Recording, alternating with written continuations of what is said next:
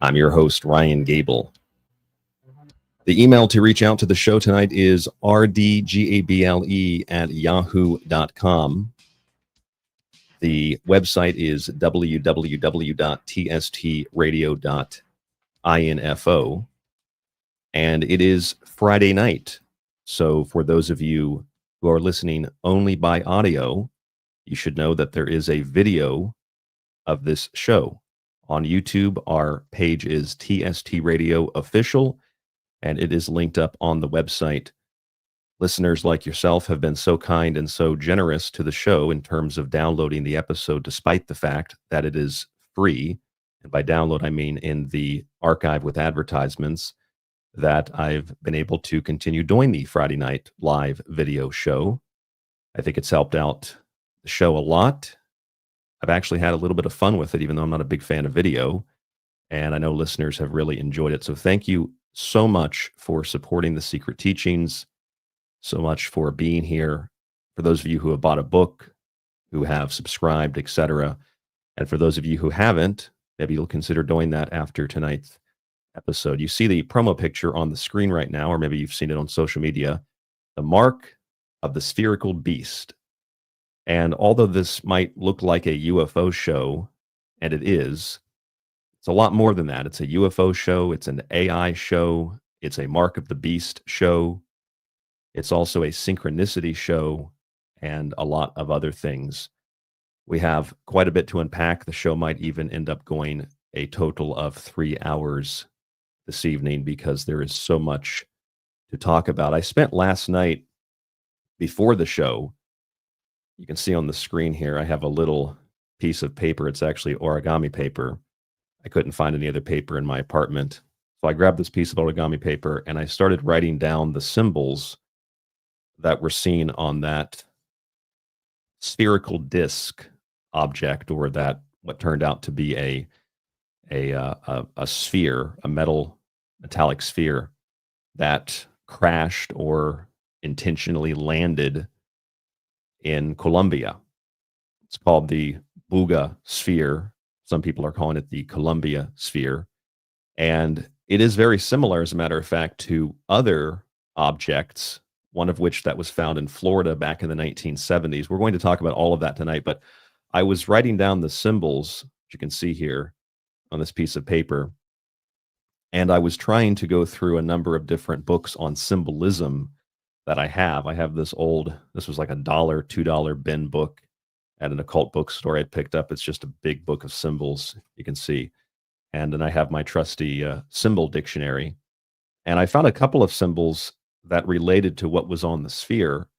And I was doing that because I had read that the team looking at the sphere and researching the sphere ran the symbols through artificial intelligence.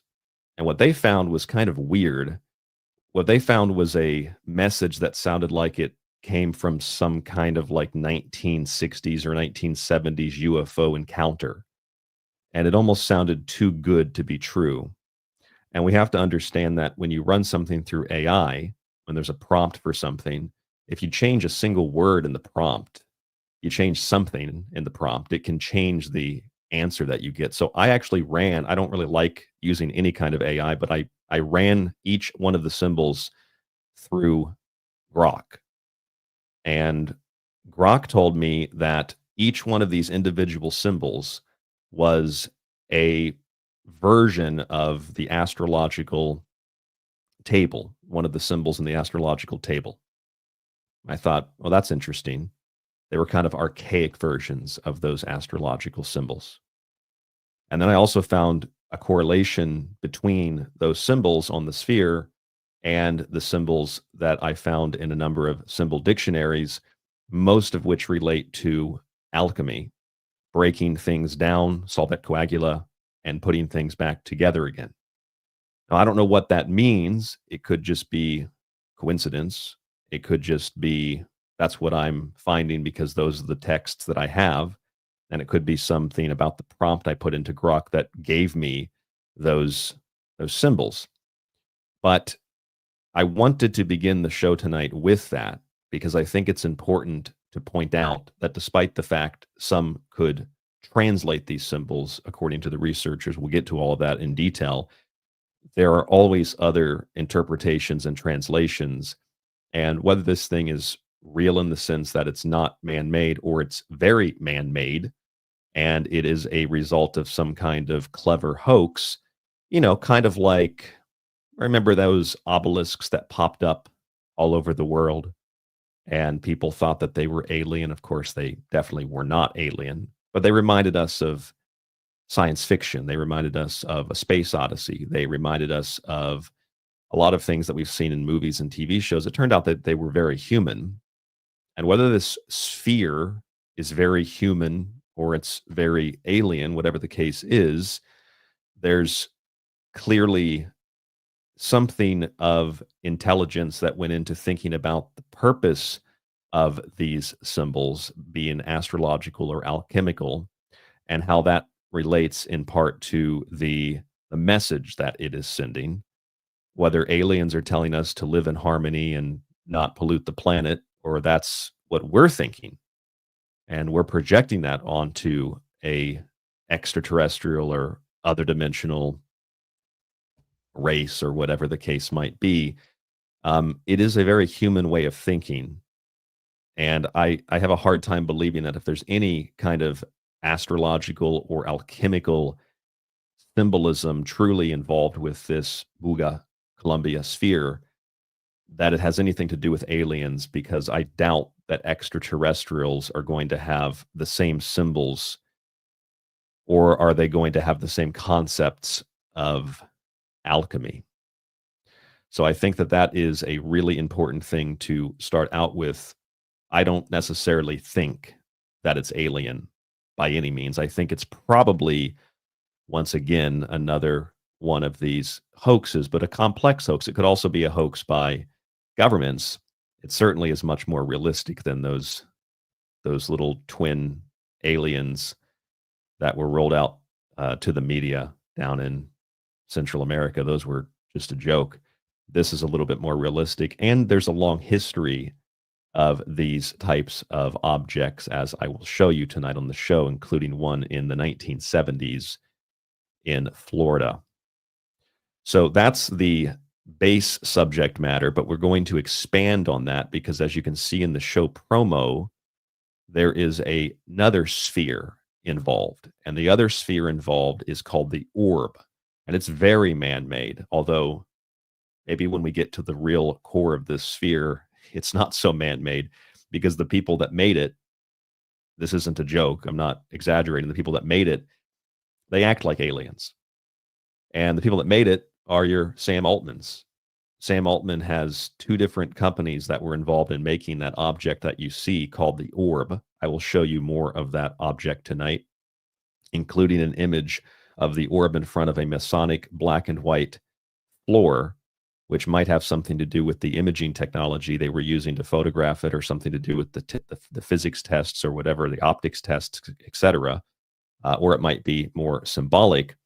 But the point is, the people that made this thing, and this is not a joke, I'm not exaggerating, you will see this tonight on the show, they want this object to scan your iris to prove that you're human based on their interpretation of what it means to be human. And considering that they might be aliens, then, I mean, well, that's a whole nother subject, but their interpretation of what it means to be human. And then, this is the best part, it will give you cryptocurrency called Worldcoin worth 42 US dollars. And that will be the base, well, it's Worldcoin, of a world currency. And then it will issue you a world ID. In other words, this orb of Sam Altman will not give you the identification or the money, the world ID or the world currency, unless it verifies that you're human based on their definition of human, meaning that you're not considered human until Sam Altman decides that you're human. And to me, this sounds like the most direct form of what very literally interpreting biblical scholars believe is the mark of the beast. And it will, of course, be a mark on the forehead, and this thing scans your eyes. But we also have a third eye. It gathers your identity. It looks into the gateway of the soul, and it steals that soul, as far as I'm concerned.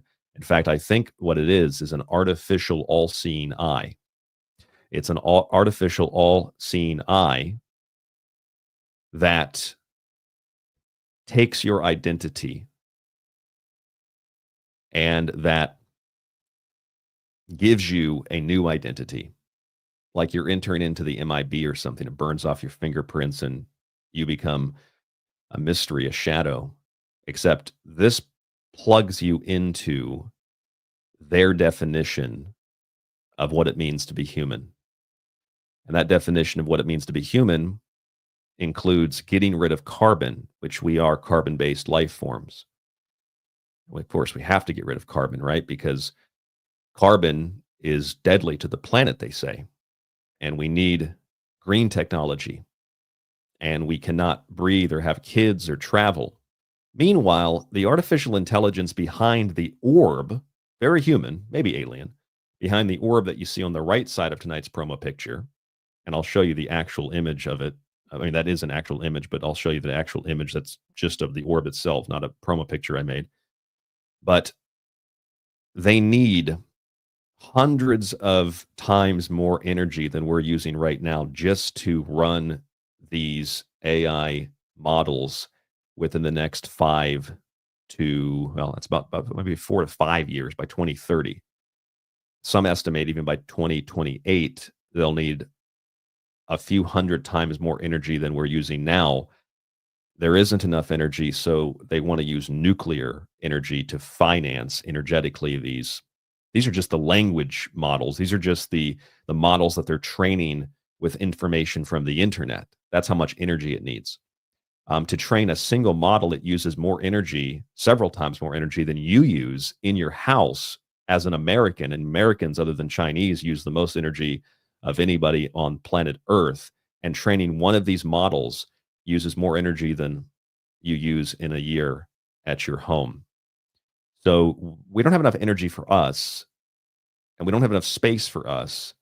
And producing more energy for the machines also releases more carbon dioxide. So that's okay, apparently. It's okay to make new energy for the orb, but not for Hugh. That strikes me as very alien. It's always struck me as very alien, the green movement. In fact, it feels like a terraforming operation. It feels like a sort of an operation to diminish and demean and ultimately utilize the human existence as a power source for these objects. And if you've seen, it's not a really great movie, but if you've seen the movie Independence Day 2, remember in Independence Day 2, there is sort of toward the beginning of the movie, there's this big orb, this spherical object that comes through a portal onto the moon.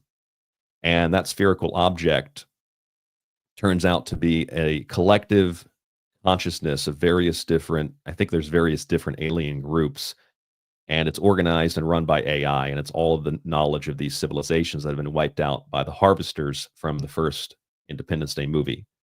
And they take this orb to Area 51. It's not incredibly large. I mean, it's like you can fit it in a room and you can stand next to it. You're just an average person's about, the same height as this object. Maybe it's a little bit bigger, if I remember correctly. And it tells them, it has the ability to give you weapons and knowledge on how to defeat the harvesters. And then the harvesters show up. And so even though the orb has been around a little bit, they've designed this thing, they've worked on it. Just recently, this month of May 2025, Sam Altman has unveiled the orb. And this Buga sphere crashed or landed intentionally back in, I read March, I read April, but sometime between those 2 months. And I couldn't help but think that there was a synchronicity between those two things, that the Buga sphere comes down and it might have these archaic astrological symbols or alchemical symbols and suggest to us that we should do all the same standard things that we always hear in ufological abduction accounts: take care of the planet, don't blow each other up, make things green, etc. And then just a few weeks later, Sam Altman unveils the orb. And I also can't help but think that these names are really peculiar. Sam Altman. What is Sam Altman? Well, Samael is an angel or a demon, an angel of death, one of the accursed, an accuser, like Shaitan, the adversary. And Altman is the alterer of man. Samael, alter of man. You can't make that up. I even ran Sam Altman's name through a translator in Hebrew and found that it has a similar meaning to what is on the surface in what I would call twilight language. I also ran the names of Larry Ellison through that translator. Larry is derived from Latin, but Ellison is like the Elohim, and Elison is the son of Eli, or son of El, like angel, like Dev-El, like Elohim. Larry Ellison. And why would I run them through a Hebrew translator? Well, it's because he's Jewish, and so is Sam Altman. And funny enough, so is Yuval Harari. And funny enough, two of those three guys are not only Jews, they're also gay Jews. And of course, if you're gay, you're not producing children. Now, on the other hand, you have the aspirationally Jewish Elon Musk, who has said that he is aspirationally Jewish, but he said he wants to have a lot of kids. He wants a legion of children, like the legion of demons in the Bible. And people say, well, that means that Elon Musk is on the side of Team Humanity because it sells t-shirts. The problem is Elon Musk has always wanted a lot of kids. And I would expect that he would want a lot of kids, not just for himself, but for others, because just like he bought X for the data, they need that data to program Optimus. They need, which is the AI robot that he works on, which they're going to unveil officially sooner than later. And he said that they didn't have enough information right before they bought X, right before he bought X. And so they needed more data to train this thing. And so he buys X, and he's also saying that we need to have the Neuralink to compete with these machines. He's the same coin, just a different side of that same coin. And of course, having a lot of kids means that's a lot of information. That's a lot of energy to finance these machines. It's a lot of information to train these machines. Elon Musk is of the same camp Sam Altman is. And then you consider the Werner von Braun, A Technical Tale book that was written about the Elon on Mars, a technologically advanced alien civilization. A technologically advanced alien civilization that we bring Elon to Earth, and he gives us technology. I'm paraphrasing the book, but in essence. I mean, can you really make all of this up? The guy that invented the orb is named Sam Altman, the alterer of man. Larry Ellison is the son of Elohim. Can you make that up? I don't think you can make that up. Even if you run the names through Hebrew translators, you get a very similar definition. In fact, we're going to look at those names tonight because they're very important, and some other names, including the names of the companies these people run, because you couldn't make that up either. Yuval Harari, Sam Altman, Larry Ellison, these are some of the leaders in transhumanism and technocracy. They're also the leaders of the Stargate project that both the Biden and Trump administrations have been pushing and promoting. I looked up Yuval Harari. Yuval Harari means in Hebrew, streaming from the mountain, knowledge from the mountain. We know what we get on the mountain, right? We get the 10 Commandments, we get information, we get knowledge, we get a covenant with God. Sam Altman, if you translate it directly in Hebrew, it means the name of the old God, or the old one. Kind of Lovecraftian, huh? Or you can translate it as Samael, the seducer and the accuser who alters man. Pretty sure that's what the devil does. And then Larry Ellison means, this is literally what Ellison means, not just the son of El. It means the victory of the son of Elohim, the victory of the children of El. literally translating it like directly in Hebrew, it means light, not of God, but light of literally light of his God, Yahweh. And then you look at the names of the companies. OpenAI, like opening one eye, not two, just one eye. Like covering your eye, opening one eye. Oracle, what does the Oracle do? The Oracle sees into the future and into the past and into the present and into you, into your eye, like the orb. And NVIDIA, another company working on the Stargate project. And what is NVIDIA? NVIDIA is associated with the evil eye. NVIDIA is a titan in the mythology associated with the evil eye. Or take Elon Musk's X platform and his AI called Grok. What is the logo of Grok? It's Saturn, the black cube. At some point, you have to start thinking that none of this is coincidental. At some point, you have to start thinking that it's okay to venture into these disturbing subjects and things that might get you labeled a bunch of horrible things. And that's what you're going to get on the Secret Teachings, because I don't have like a filter. I don't know how to stop and say, well, I think that's just too far. I'm just going to translate the stuff. And so what you see on your screen right now, I want to go through some of these images. This is a translation from Grok that I got of the symbols when I post the whole orb. I did my own investigation of those symbols from symbol dictionaries, and I found something slightly different. For those of you who have never seen Independence Day 2, this is the sphere from Independence Day 2, and you can read what it says about the sphere. Sphere says, my species shed our biological existence for a virtual 1,000s of years ago. The sphere is an extraterrestrial artificial intelligence sent to serve as a liaison between Earth and a coalition of alien races opposed to the harvesters. Harvesters. And here is that sphere that crashed or landed in Buga, Colombia. There it is. You've probably seen it already. But for those of you who have not, there it is on the screen. If you're just listening to the show, just type in Columbia UFO sphere and you will find it. Our good friend Clyde Lewis did a show on this a couple of days ago. I know he's at that conference in Palm Springs right now. I'm a little bit jealous. I also see Ron Patton in the chat room. Welcome, Ron. I'm always lively, Ron. I'm not necessarily live, but I'm always lively. We are live tonight, though. There's the sphere. And then let me show you Sam Altman's orb. There's the orb. That might remind somebody of Hal. Here's the orb in front of the Masonic floor. That's interesting.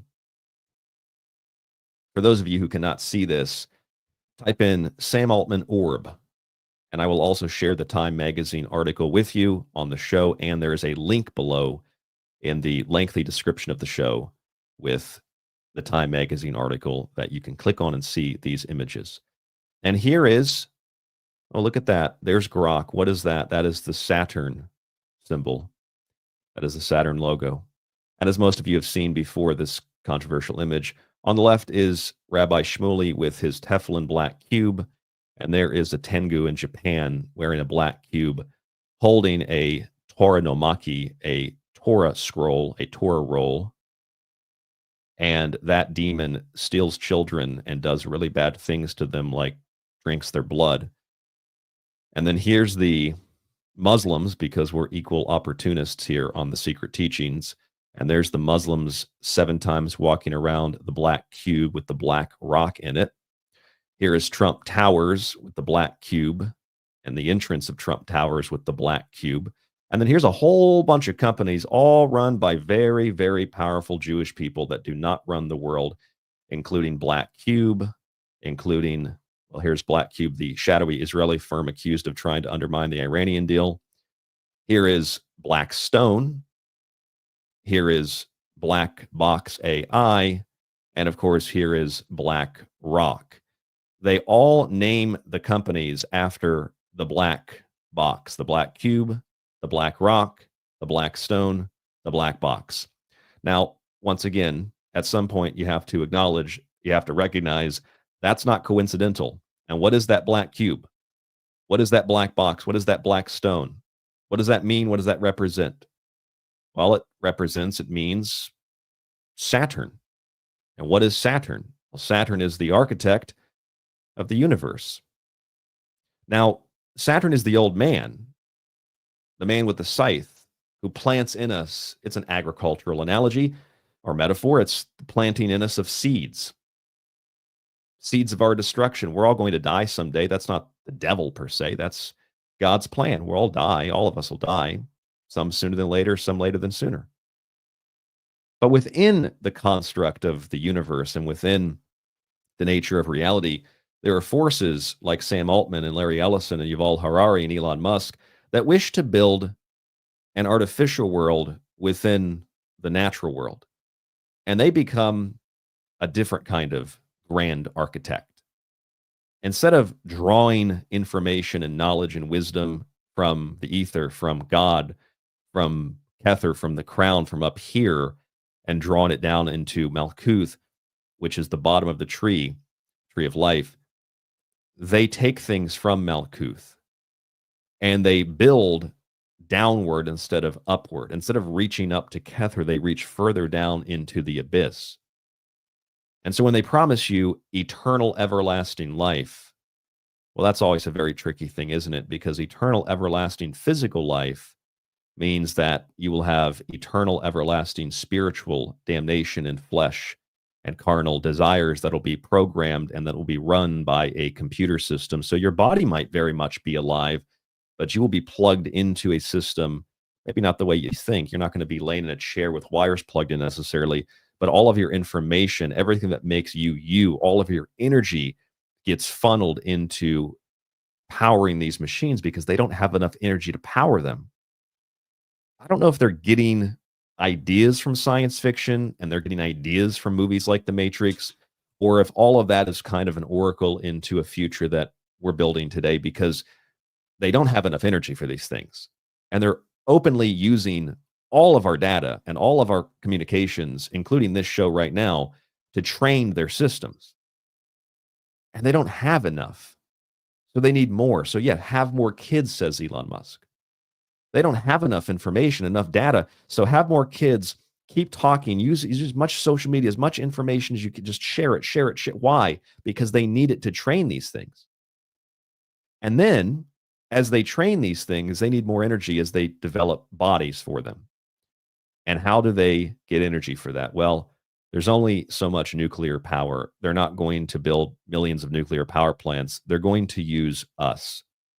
I mean, information is energy. Information is what powers us. Without information, I mean, from our cells communicating, our DNA, us communicating with one another, talking to ourselves even, we can't function. All that information is energy. It's a food source for these systems. So excuse me for thinking that Larry Ellison and Sam Altman and Yuval Harari are aliens, because that's how they act. That's how they present themselves. That's what they do. Here's an orb that you stare into, and this orb that you stare into will identify you as human or not human. And then it will issue you a world ID and issue you a world currency as an incentive to sign up. And if you don't have the ID or the currency, guess what you can't do? You can't buy or sell. You can't transact. That's the goal. I don't know if they'll reach that goal. I don't think they're all powerful, but that's the goal. And that tells you a lot about who and what these, quote, people are or might actually be. It's very, very disturbing, isn't it? And this isn't me monologuing off the top of my head with things that I don't know and just speculating. I read all of this in a Time magazine article. I mean, it's like I wrote the article. It's like maybe some of you who are big into synchronicities and conspiracies. It's like you wrote the article. It almost sounds like, and I'll read it to you on air. It's pretty lengthy. It almost sounds like something that you would read in like the Onion or the Babylon Bee. It's that ridiculous and outrageous, and that's what the plan is. That's what the goal is. It's the world ID, the world currency, and you don't participate, well, you're not going to be able to participate. That's the system. And these are the people that are behind BlackRock, Blackstone, Blackbox, and they're behind Stargate with companies named Oracle, with companies named OpenAI, NVIDIA. Everything's a reference to the eye. Everything's a reference to the black cube. What is the eye? Well, it's that. Again, it's Saturn, the eye. It's the rings, and then it's the single dot in the middle, which is actually an astrological symbol for the sun, an alchemical symbol for the sun. But that's Saturn. It's the eye. It's Sauron. It's the all-seeing eye. It's the eye of the necromancer, the eye of the dark one. That's what Saturn is. It's the eye, and then the geometrical pattern of Saturn is a cube, a black cube. Yes, like the Borg. Like a Hitchhiker's Guide to the Galaxy as well. There have also been credible images. I've seen these for years, credible images of massive black cubes, or what appear to be black cubes, near the sun. And I don't know if space is what we're told space is. I'm pretty sure space is real just by some definition. I don't think the Earth is flat, but images of massive, like real, not fake, not science fiction, not something that someone made up on social media. Like, these images go back before this stuff was real. I mean, there are images of black cubes near the sun going back to, my God, 2005, 6. I'm sure even before that. They just started to be shared a little bit when we had more access to the internet.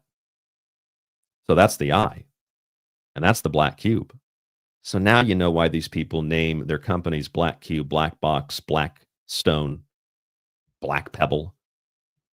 Now you know why the Muslims walk around a black cube and a black rock. Now you know why the Jews wear the Teflon on their head, and why the Japanese, in essence, have warned about people that wear the black cube on their head, because they steal children and do bad stuff with them, and they carry a Torah scroll with them. You can't make that up. There's the black cube. There's black rock. There's black stone. There's black box AI, which is also just a term that refers to technology that we don't fully understand. We can build it, but we don't fully understand it. I think Jerry Seinfeld said something funny about AI. He said, we're smart enough to build it, dumb enough to need it. And then I forget the other thing he says something about stupid enough to use it or something, but like we're smart enough to build it, dumb enough to use it, or dumb enough to need it. We don't know how it works. Admittedly, they've been saying this for years, that they build it, but they don't know how it works. I mean, it kind of reminds me of that movie Contact. It kind of reminds me of like a lot of science fiction where there's some signal, there's some blueprint, there's something that is sent through a conduit, a liaison, something, and then humans get it and build it, and then that's the portal, that's the Stargate for something to come through. I mean, frankly, if you look at Larry Ellison and you look at these people and you look at how their names translate, you look at what their names mean. The son of El, the alterer of man, the information that comes down from the mountain. I mean, that's actually what Yuval Harari means. Yuval Harari means streaming down from the mountain. You look at OpenAI, you look at Oracle, you look at NVIDIA, you look at all the black cubes, the black stones, the black boxes, the black rocks. I mean, my God, these people clearly worship this. They clearly worship Saturn. They clearly worship the all-seeing eye of the dark one. They clearly worship something that is, it's not the God you worship. That Yahweh is not the one God that you're thinking of. Even the name of Larry Ellison translates to the light, not of God, but the light of his God. The light of his God, not the light of your God, the light of his God. And the true light, that true little light of mine, they are definitely not going to let that shine. They are trying to in every way, shape, and form extinguish that light at all costs. I don't know if there are plans and an agenda and a lengthy schedule for this stuff, or if this is just kind of a natural evolutionary development. But at the very least, if these people are not aliens, they are obsessed with symbols. They are obsessed with the occult. They are obsessed with these things because they believe that they give power.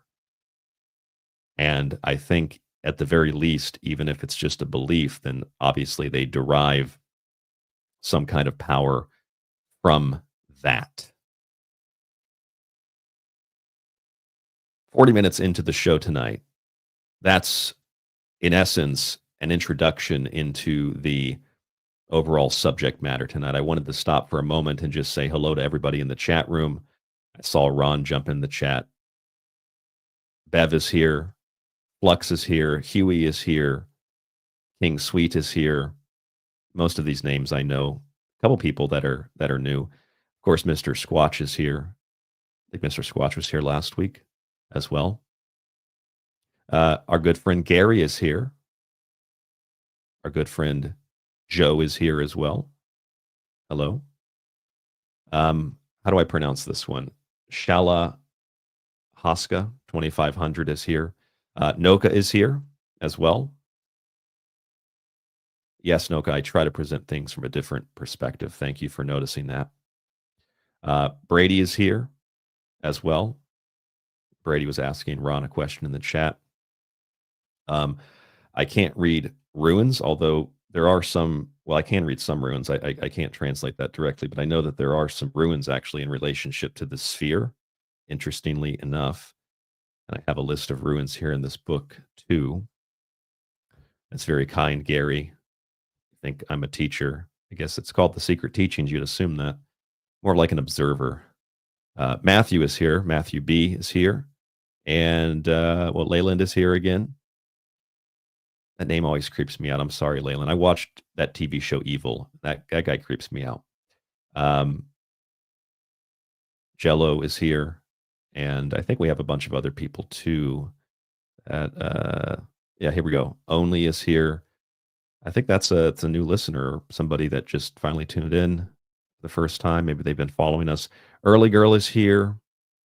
Another Joe is here. Joe Ryder. Samantha is here. I like the long shows too, Samantha. We're probably going to have to do an extended show tonight because there's too much to talk about. Mark S is here. Rita is here. Brady is here. I think I already said Clay is here. Thank you all for tuning into the show tonight. I really appreciate it. A live video presentation of the show. We are really essentially just getting started. There is a very, very, very complex and deep occult root tonight that we are going to dig out of the ground. And that will take us quite a bit of time. So really quick, before we go any further, there are links below on YouTube and there are links below in the audio only show. And those links are not only to our website and to emails and PayPal and Cash App and ways to buy my books and subscribe to the advertisement-free version of this show. And this live Friday show, of course, is kind of like what have I been calling it? Like an honor system. You listen to the show, but you still go download it for free. And then that helps to support us with the ad revenue over there. But also there are links to everything that I've said so far on the broadcast, whether they're images or articles or whatever the case is. There are links to all of that. And those links are important because they show you that I'm not just making this stuff up, that it is based on something very real. In fact, most of this stuff is based on stuff that's coming from the mainstream news. I'm just putting it together so we can find there's a pattern here. And there's actually quite a large pattern that connects us to many things. When we go from the Buga, I think I'm pronouncing that right, Buga Colombia sphere, we look at the kind of the history of spheres and whatnot and the ufological lore. And then we turn our attention to artificial intelligence, and we turn our attention to something like, the symbols of black rock, black cube, black stone, and the tefillin, and the holy site of the Muslims. There's even reference to black cubes if you read Manly Hall's The Secret Teachings of All Ages, he talks about the black cube in South America and how it being a cornerstone of some of the sacred temples down there, that they, in South America, various communities also utilize the black stone, believing that it was probably was something of a meteorite, believing that it was very powerful. It's probably magnetic. You might even feel something when you get near it, but they thought it was something very powerful, and they utilized it in the building of their temples. So let me bring up on the screen for you right now the article about the sphere that was found in Colombia, so that you can see the reporting on it. I know most of you have heard this probably, and you've probably even seen it, but since this is a presentation, I think it's very important to show all of my work. So here is an article. This is the New York Post. There are hundreds of these articles. Scientists discover mysterious sphere in Colombia, sparking UFO speculation, which I always hate when they say that kind of stuff. What do you mean it sparks UFO speculation? It's an unidentified object. It either flew or it fell out of the sky. So it's an unidentified flying or an unidentified falling object. That's just the bottom line. It's that simple. It says a mysterious metallic sphere that was recovered after flying. So it was flying. It's a UFO. They don't know what it's mysterious. So it's a UFO. Through the air in Colombia has left scientists baffled, with many speculating it's a UFO. So stupid. The bizarre sphere was recorded flying over the town of Buga in the western part of the country in March before landing and being confiscated. The orb, kind of funny, they call it the orb because that's the Sam Altman orb. The orb, which reportedly weighed about 4.5 pounds and was cold to the touch when found, had etched into it a series of ancient-looking symbols, including ruins and characters from the Ogham and Mesopotamian writing systems. And that is true, but it's also not necessarily true because, yes, you can see those symbols as that, but there are also other meanings to those symbols, as I was able to pull up in a number of texts that cannot be altered through Grok or the internet. Speaking of ruins, our friend in the chat here says that the ruins translate to his name, John Wessels. John, thank you for tuning in. You might be able to translate some of these symbols on the sphere without even looking at a book if you know ruins. Locals claim that the object is of alien origin, and even researchers admit that they can't say where it came from. The sphere has no welds or joints. Kind of reminds us of Bob Lazar and his story about how the craft that he looked at had no welds or joints, which would typically indicate it was made by humans, according to Jose Velasquez, a radiologist hired to examine the sphere. It is of artificial origin in that it shows no evidence of welding, and its internal structure is composed of high-density elements. Scientists used AI to decipher what they believe its symbols mean. The origin of birth through union and energy in the cycle of transformation, meeting point of unity, expansion, and consciousness, individual consciousness, the message reportedly reads. And that might be kind of an elaboration by the AI on what these symbols are, because as I explained to you at the beginning of the show, these are some symbols that you find in the alchemical alphabet. These are symbols that you find as part of the symbolism of the alchemical process in general. There are also symbols that are referred to as traveler signs, and they are on this sphere. One of the symbols is in the alchemical process pulverizing, to break something down. Another symbol in the alchemical process is a similar symbol to pulverizing and destroying something to break it down and to build it again, which, if we're talking about solvent coagula, then we are kind of talking about the birthing through union. You combine things together, there's a transformative process, and then there's unity, which is the singularity, which is the orgasmic point of drawing the spirit in, and then there's expansion, the growth, and consciousness comes into the body. And so that is alchemy. I mean, sex and procreation is alchemy. Spiritual realization is alchemy. We also know that CERN has been able to transform lead atoms into gold atoms. Not a lot, a very, very small amount. But they've been able to do this by passing them by each other rapidly. And in doing that, they've been able to literally create gold atoms. And I'm going to show you that because that sounds hard to believe, but alchemy is a very real thing. It's not just a metaphor. Lead atoms turned into gold atoms by CERN, kind of almost accidental, but it was done. This is their official website. The project was called Alice, which is also interesting because Alice goes down the rabbit hole. There it is from their own website. Conversion of lead into gold at the Large Hadron Collider. And if you read it, that's not just a headline. It's quite literal. They literally turned gold, not a lot. I think they said they need trillions more gold atoms to produce even a small piece of jewelry. And it doesn't last very long. It's less, it's like a fraction of a second. But they were able to do it. And I don't think it was even intentional. It was kind of an accidental process. So the origin of birth through union and energy in the cycle of transformation, I mean, that's sex, that's orgasm, that's drawing the spirit, the soul in. The meeting point of unity, expansion, and consciousness, that's where the sperm penetrates the egg, the expansion of the growth of the fetus, and then consciousness, the development of consciousness, and the growth of that consciousness. That is procreation. That is, well, that's one of the greatest mysteries of life. That is the mystery of life. That's what, in a positive way, plagued our ancestors. That's why you see so much birth, sex, vaginal, phallic, etc. symbolism all throughout the ancient world, including on churches, because it was a mystery. And for those who understood it, it was a sacred mystery. A sacred mystery that had to be preserved. A sacred mystery that had to be worshipped. And they would worship at the altar of the Vesica Piscis, which is the almond-shaped opening that you see Jesus stepping through in a lot of Christian iconography. That almond-shaped opening is, of course, the vaginal opening. That's what they call the sacred feminine.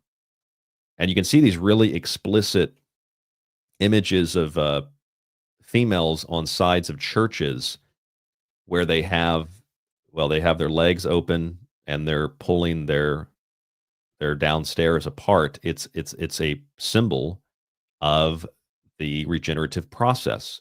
In the same way that you see a lot of phallic images all over the world. The obelisk itself is a penis. I mean, it's the mystery of birth. And if you ever looked at, let's say, Notre Dame, Our Lady, Notre Dame. You ever looked at Notre Dame? You ever seen what that Gothic cathedral actually is? If you look at it really closely, you might think, you're going off topic, Ryan. No, this is very much on topic. If you look at Notre Dame Cathedral, I'll put it back on screen here.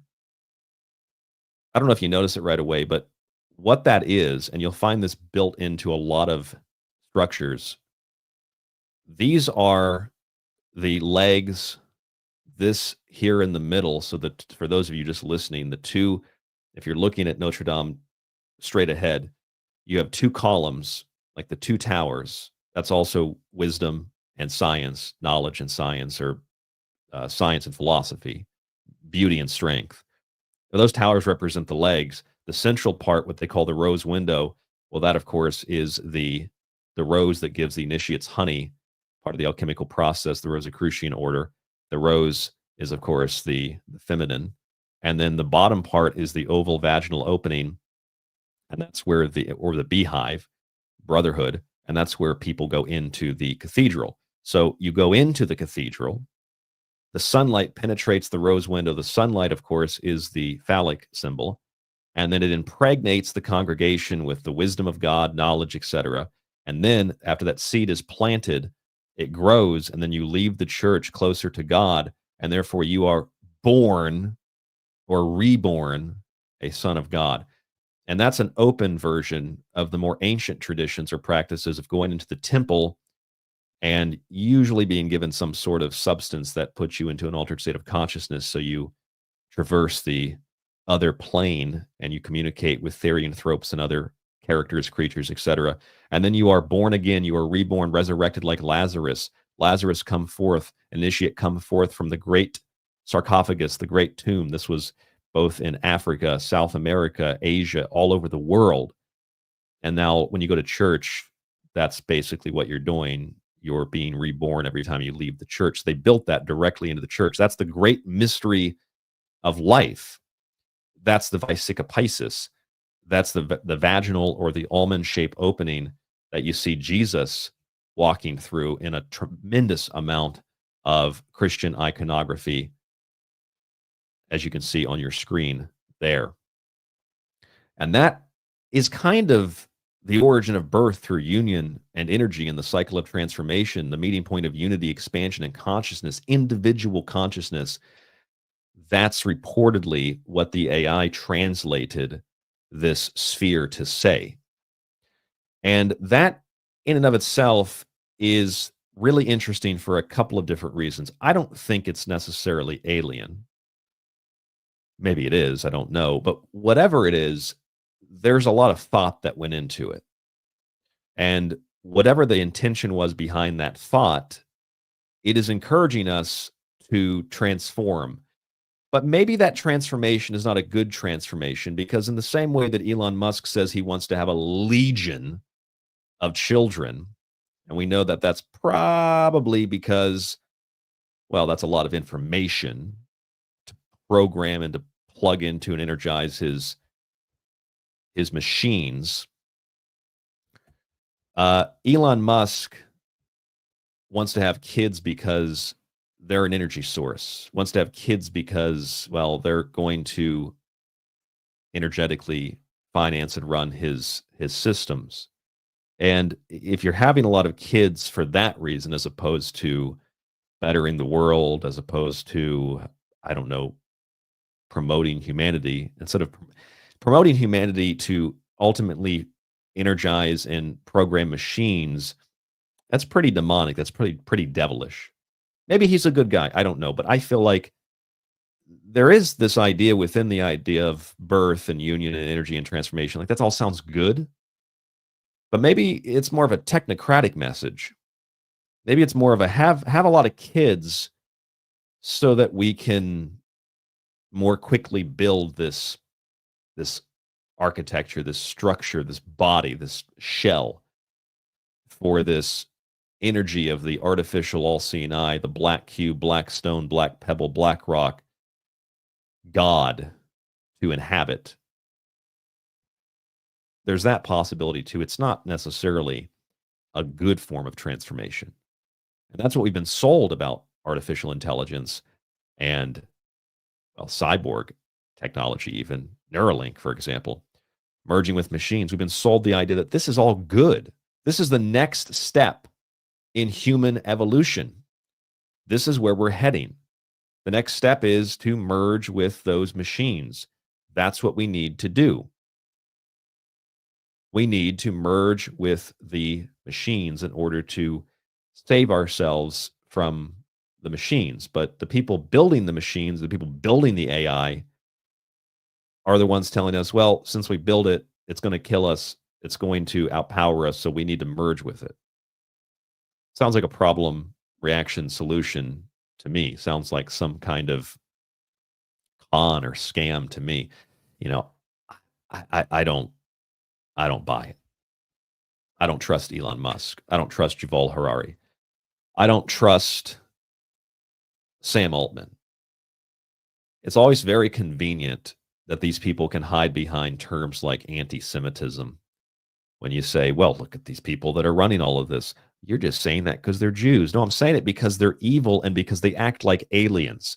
That's why I'm saying it. And you know damn well, especially if you're a Christian, that if Yuval Harari and Larry Ellison and Elon Musk and Sam Altman and a number of others were all Muslims, you'd be screaming about how Muslims run the tech industry, Muslims run the microchips, and Muslims run the AI, and Muslims. But if they're Jews, not only do you say, hey, I can't talk about that, but you then defend it as Christians who have been screaming for decades, for centuries, at least since the technological age, about the mark of the beast and the supercomputers and the AI. And now here it is being given to you by the chosen people who have a covenant with God, except it's not the God that you worship. It's a covenant with a very wicked, bloodthirsty God.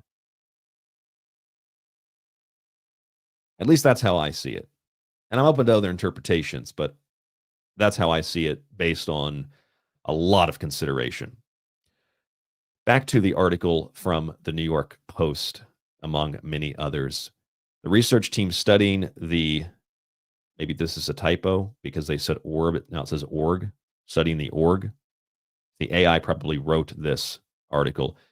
The orb, the team studying the orb, not the org, said, quote, "We interpret it as a message to humanity, encouraging a collective shift in consciousness to help Mother Earth." Well, that sounds like the standard New Age, let's save the Earth, environmentalism, climate change, hippy dippy attitude, doesn't it? It kind of sounds like that motif, that theme. And maybe that's what it is. The object was spotted zipping through the sky, defying the movement of a traditional aircraft, according to the research team.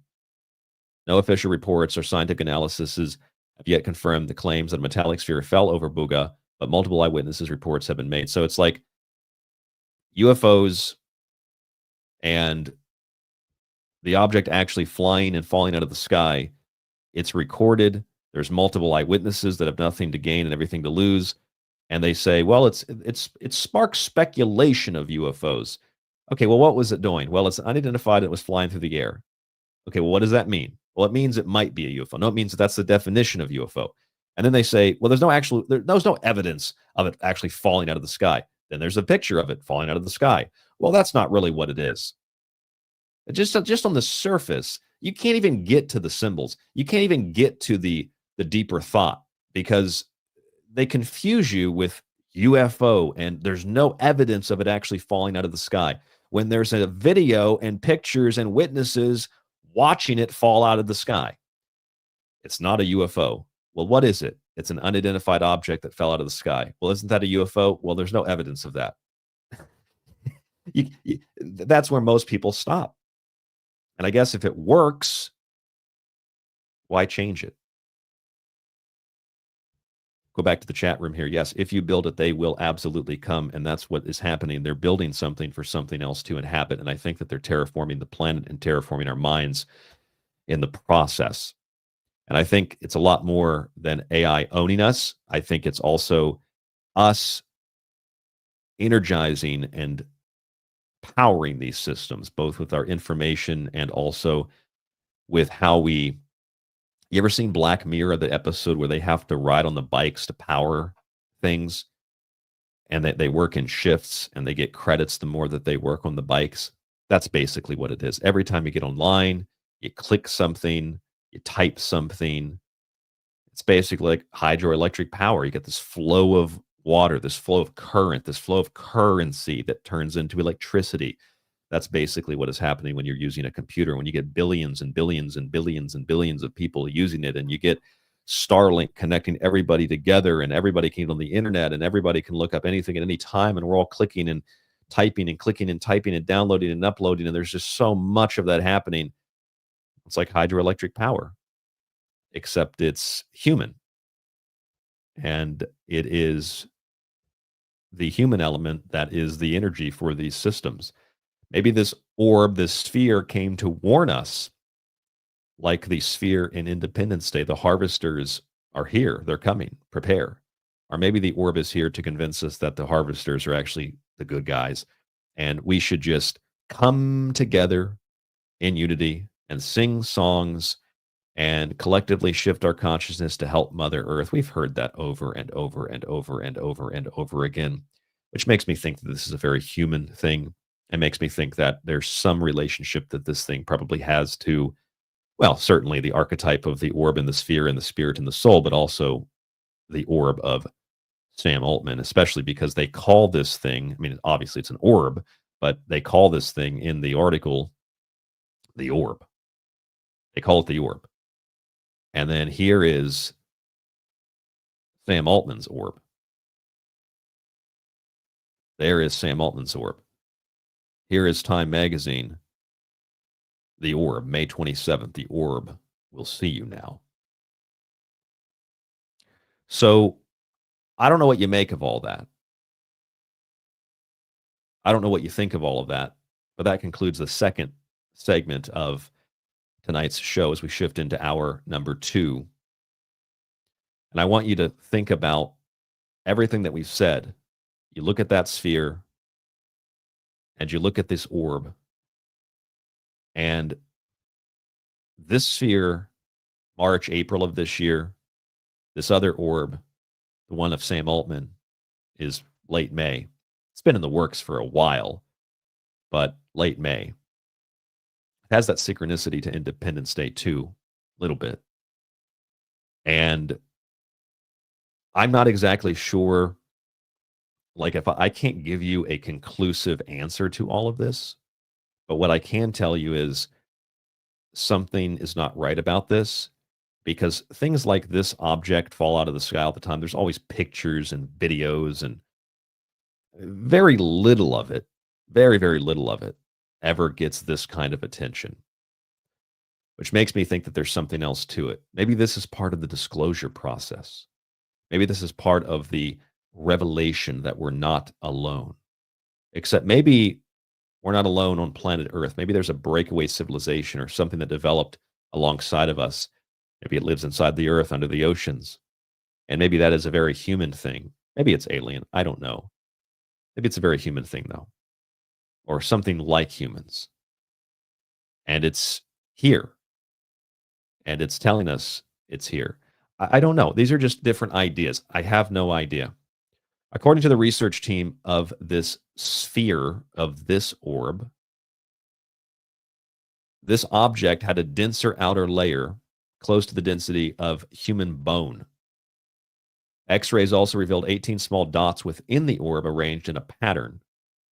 They believe these small spheres may have been placed inside the object before it was sealed, although the lack of any visible signs of assembly in X-rays makes this all the more puzzling.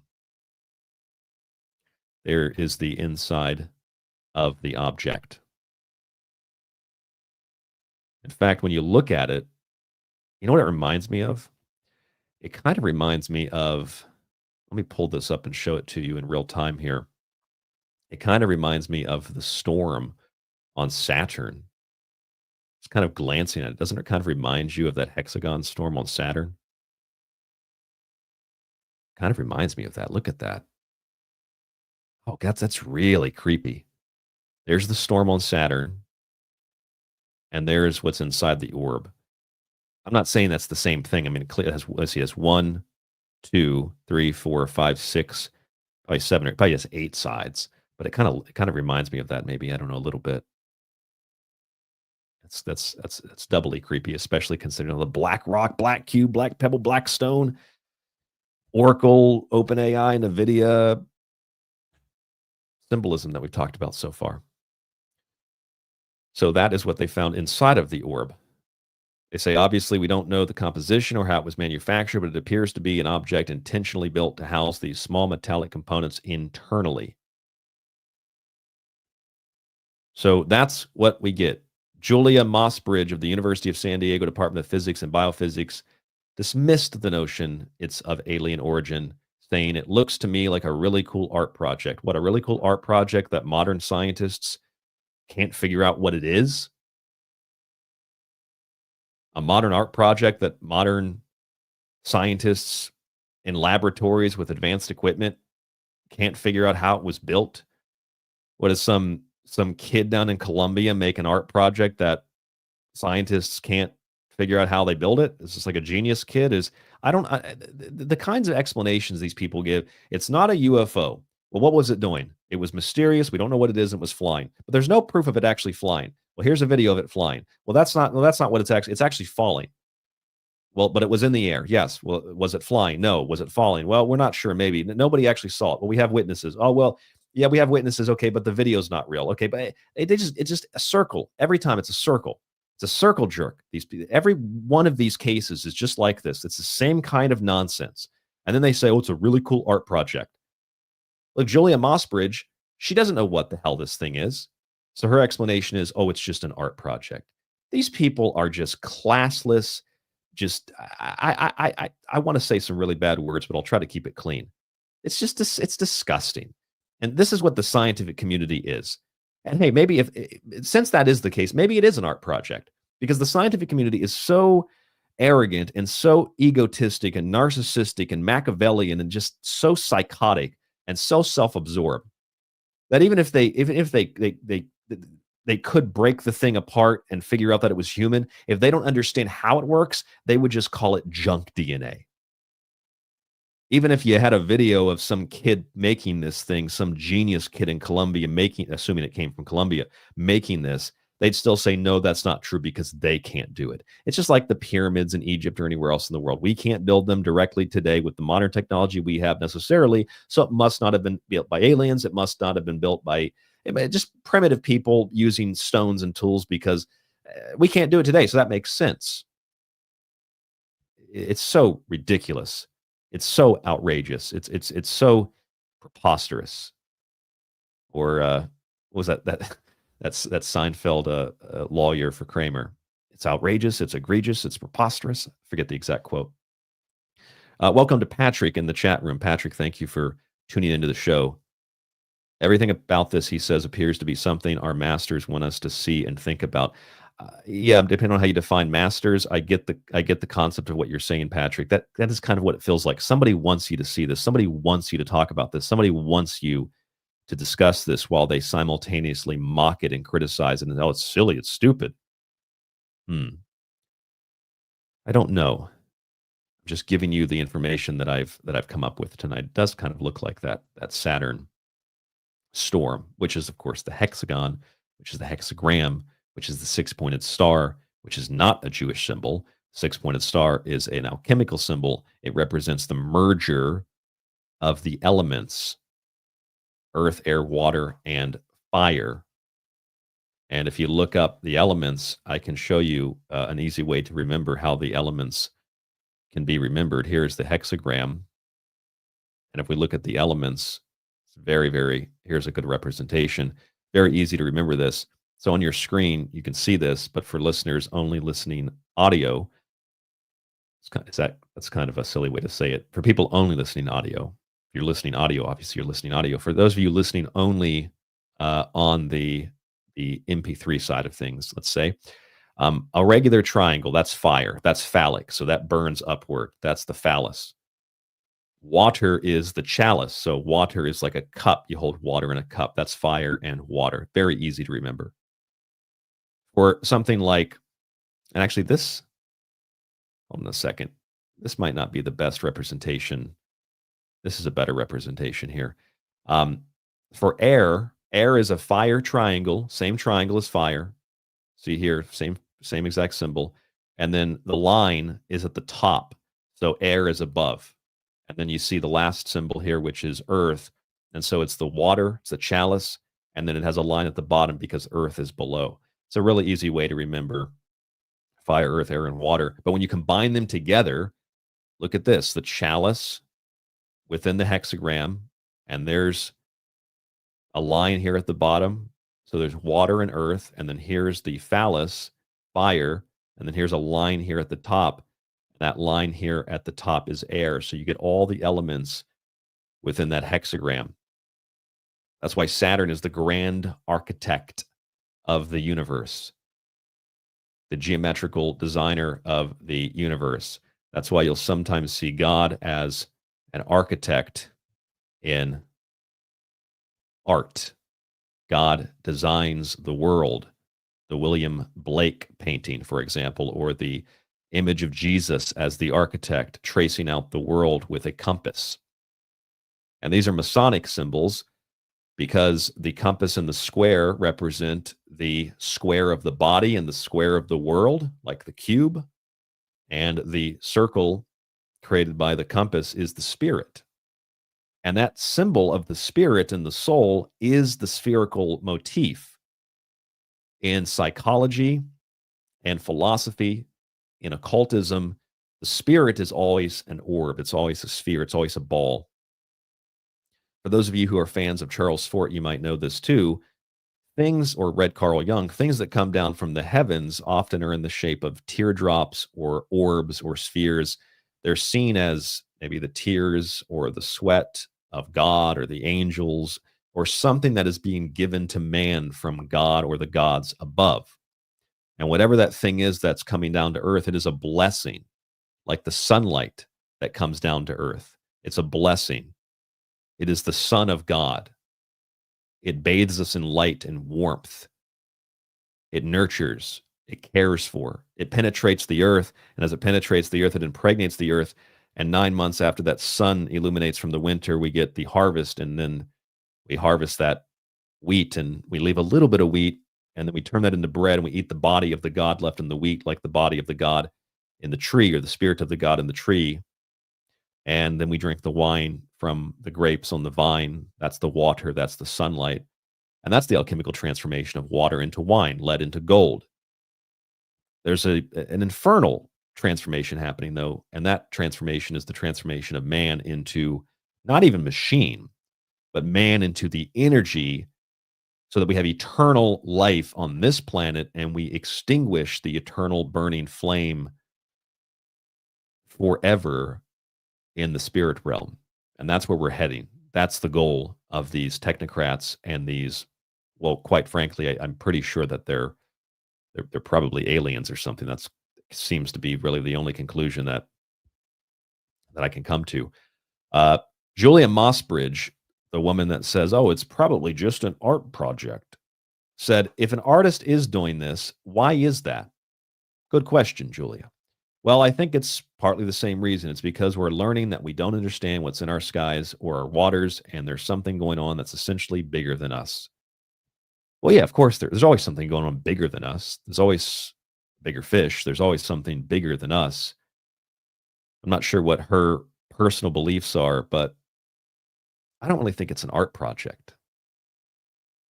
I don't think that's what it is. According to Dr. Jose Valiquez, a radiologist who I mentioned a few minutes ago, he said, quote, it is of artificial origin. He believes it's artificial and that it shows no evidence of welding, and its internal structure is composed of high-density elements, including these little spherical things I showed you that kind of, if you look at the image, it's spherical, so it's probably going to look like this, but it kind of looks like the storm of the hexagon or hexagram on Saturn.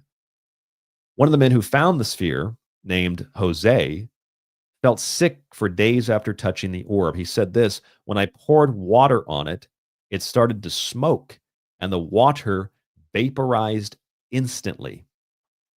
That was one of the more crazy stories that I read about this, and you might have heard this. I'll show it to you on the screen again. When I poured water on it, it started to smoke, and the water vaporized instantly.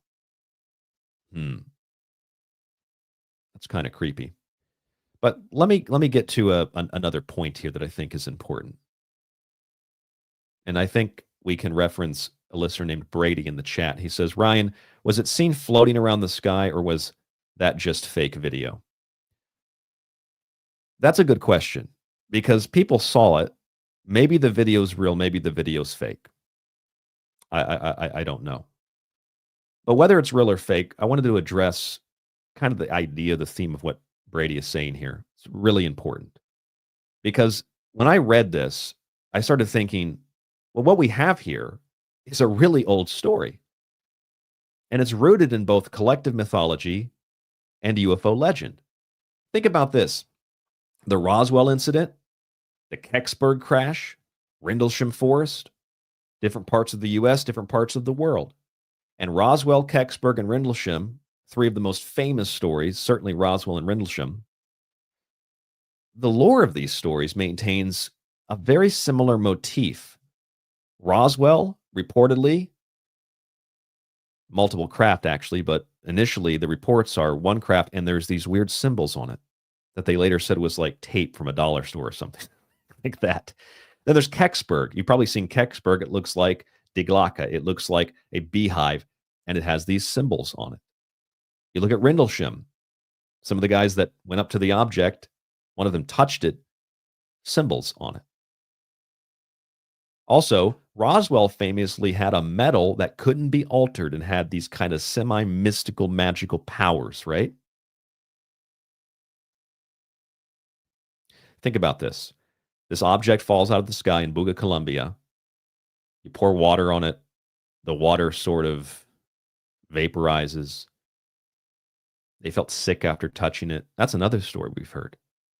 You ever heard of the Flatwoods Monster in West Virginia? That's one of many. That's one of my favorite cryptid UFO stories.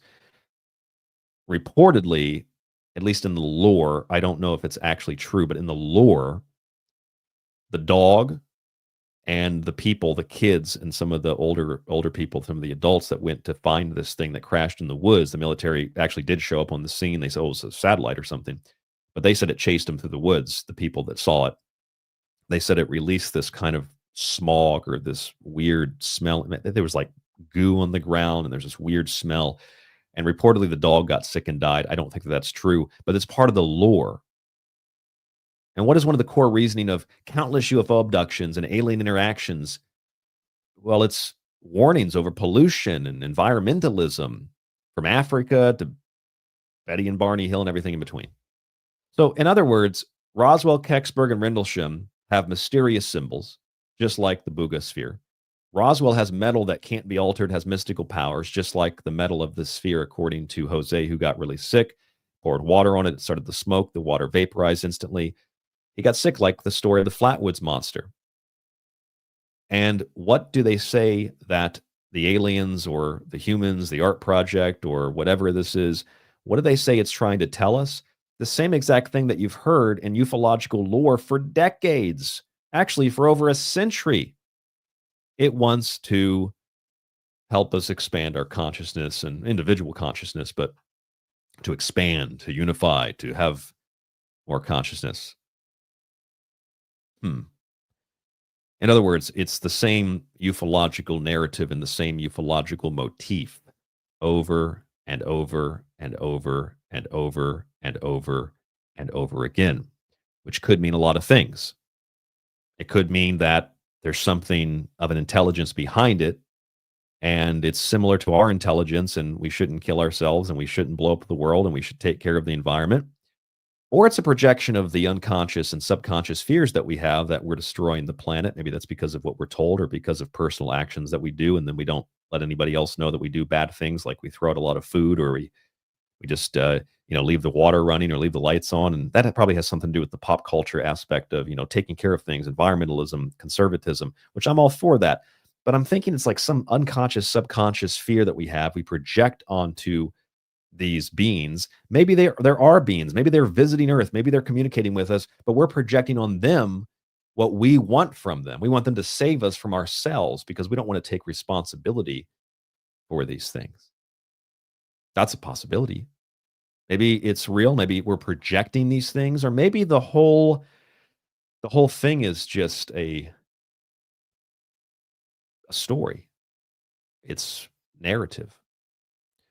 It's almost like a fantasy. It's just legend and lore. Maybe it doesn't have any meaning in it at all.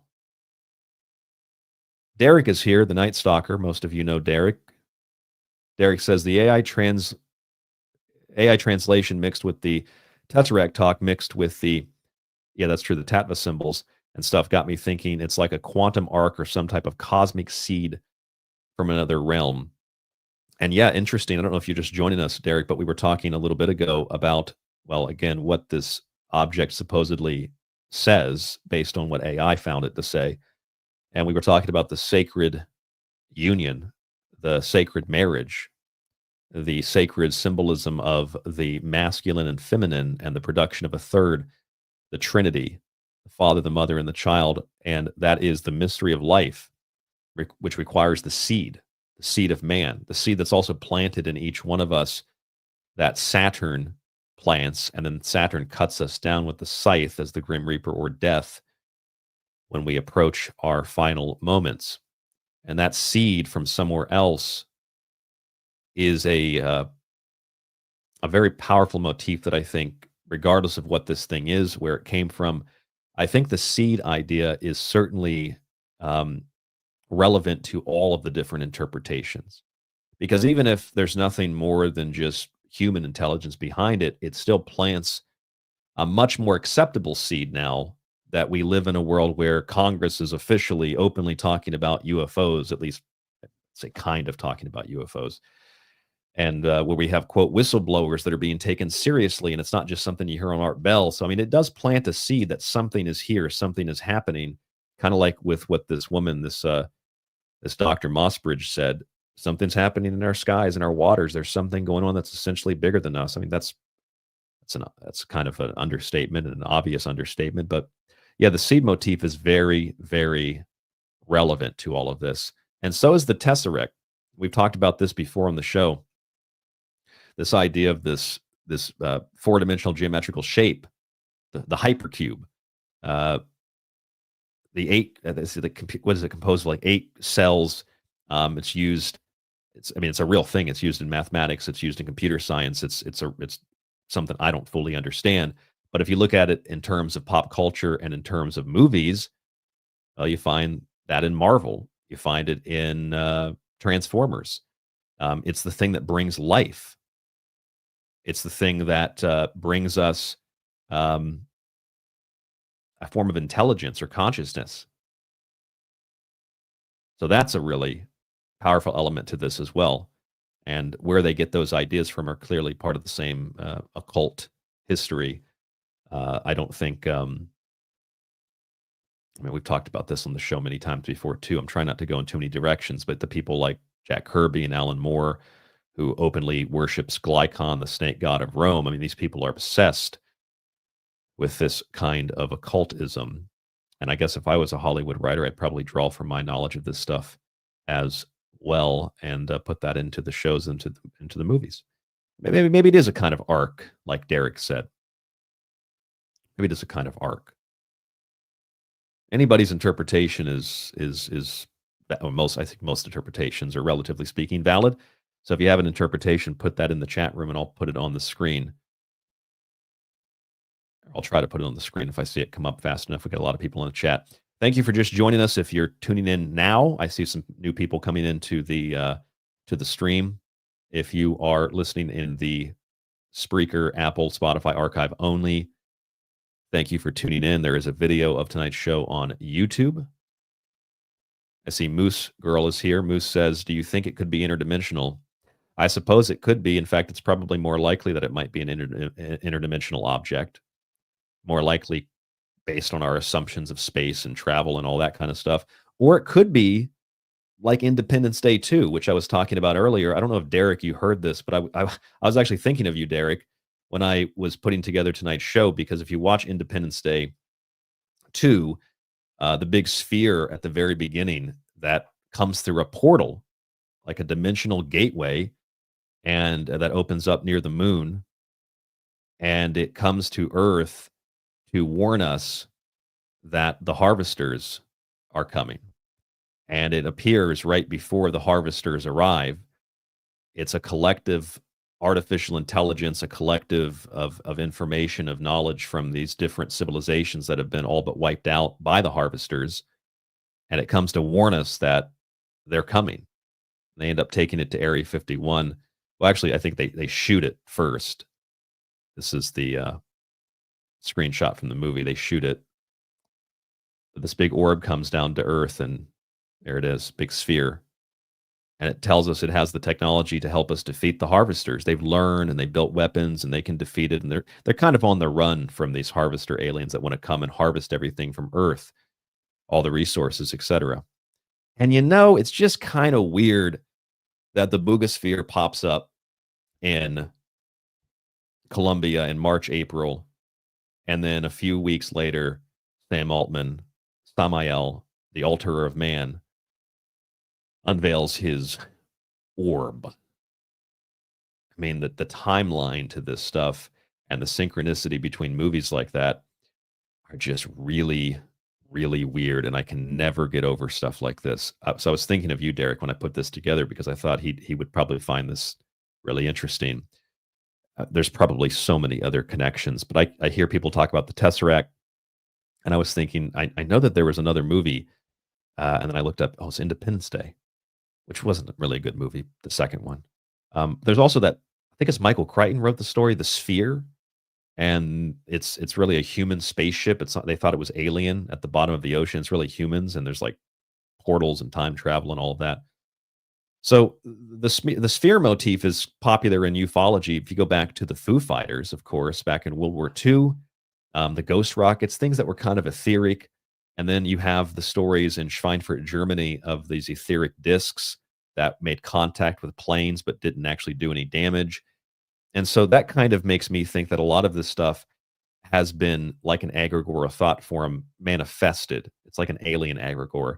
We've kind of brought this stuff into existence, or maybe we've helped to bring things that are very real from other dimensions into this existence, which is basically what the Tree of Life teaches us. We're bringing things down from the moon, which is the reflector in the sky. The moon is our ability here in the brain to think, to process things. And so we think consciously and we bring those thoughts down and we manifest them. Everything starts off as a thought form. Tonight's show is a thought form.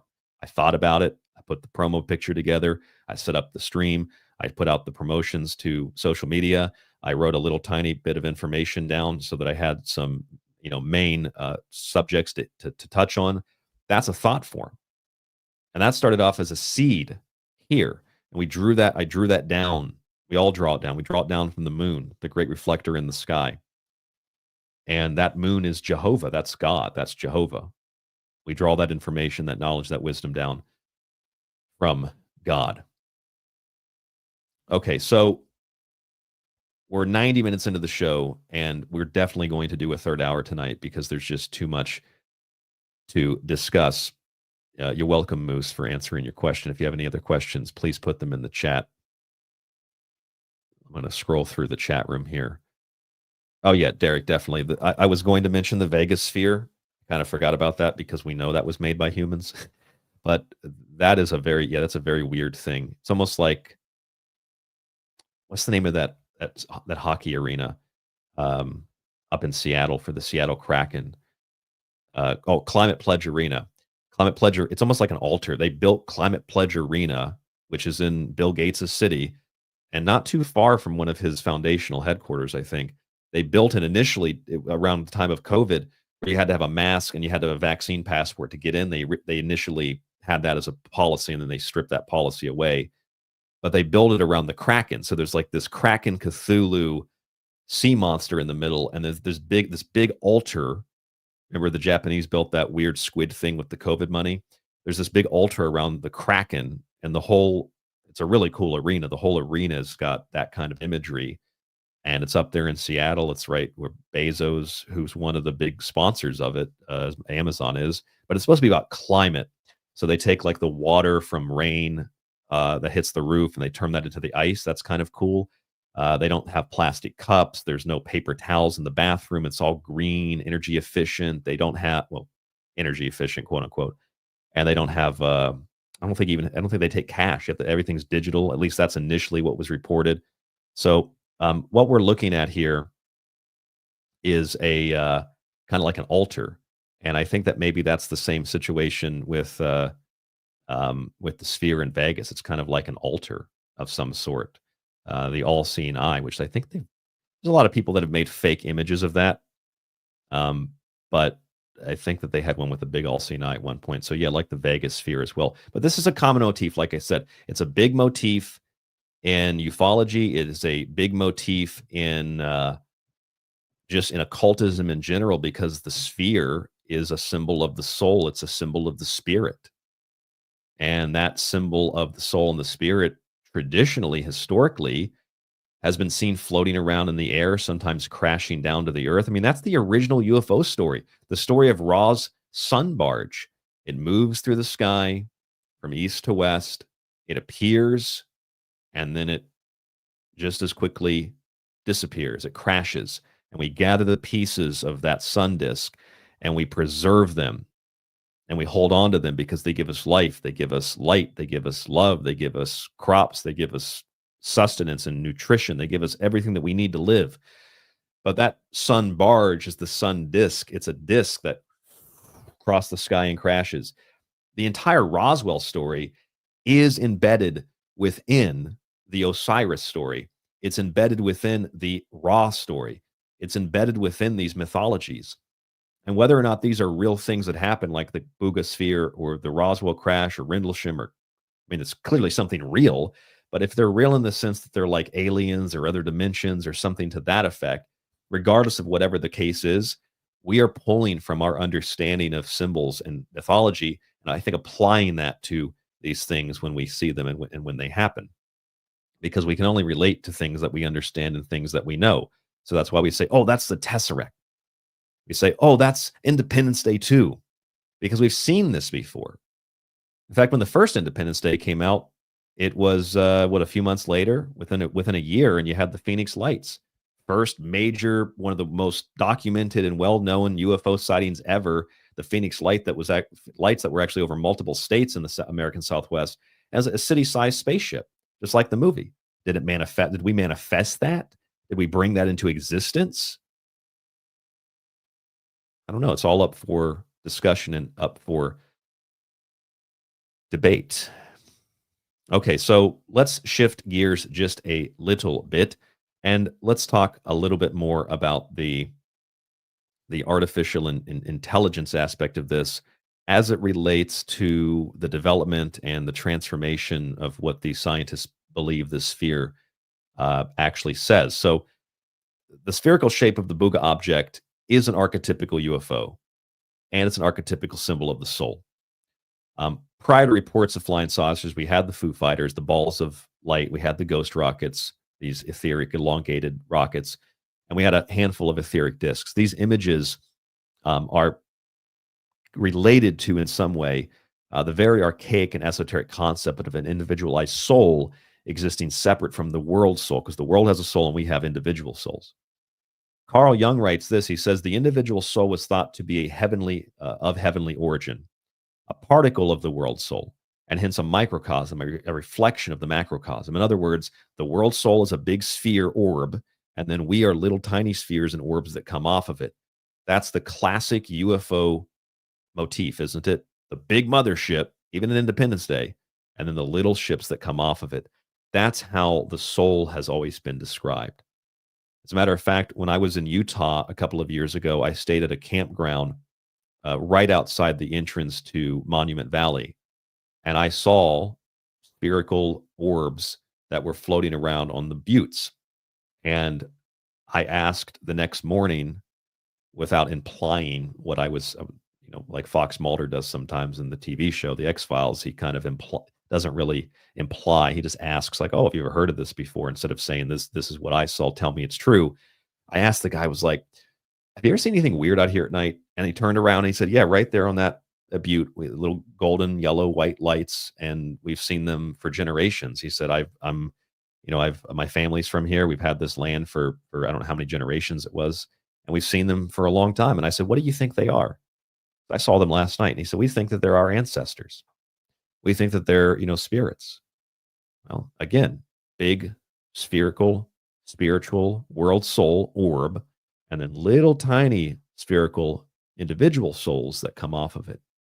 And that's not just Carl Jung, psychologist, who was very much into the occult too, but that's pretty much the whole tradition of the soul in any and every form. It's always taken that spherical shape, and it's always taken the shape of some kind of object or some kind of thing that is in the sky above us, floating around, like Jesus coming down through the clouds. It's above us. It's all around us. And it comes together and separates. Like when two souls come together and produce a third soul, that's how UFOs are depicted. They're probably seeing plasmids as well. That's probably another part of this. But the soul is a really important aspect of this to I think, contribute to our understanding of this Buga sphere.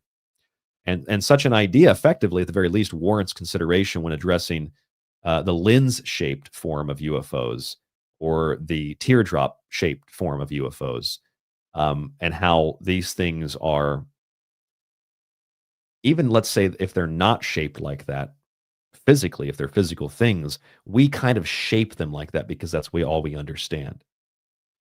In the way that we've seen UFOs for centuries as shields or as pillars or as boats, usually on the battlefield in times of war.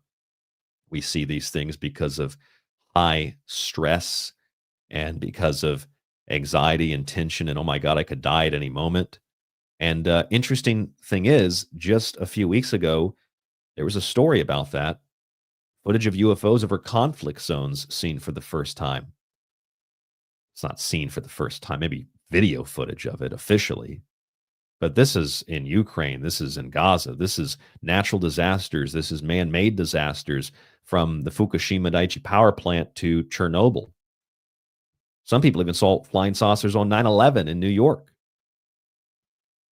They're always interested in something going on. Maybe that interest is us projecting something outward externally. It's just a thought. I don't have all the answers. I'm just presenting you with another way of looking at things tonight on the show. I have heard some U.S. pilots and other pilots describe UFOs as cube-like in nature. Yes, I see that in the chat. I've heard that before too. And of course, near the sun, as I've said before, a lot of that stuff's fake, but there are some legitimate images. I think it was from Soho, and there were some other images taken by NASA where there's a massive black object, a cube or square or something near the sun.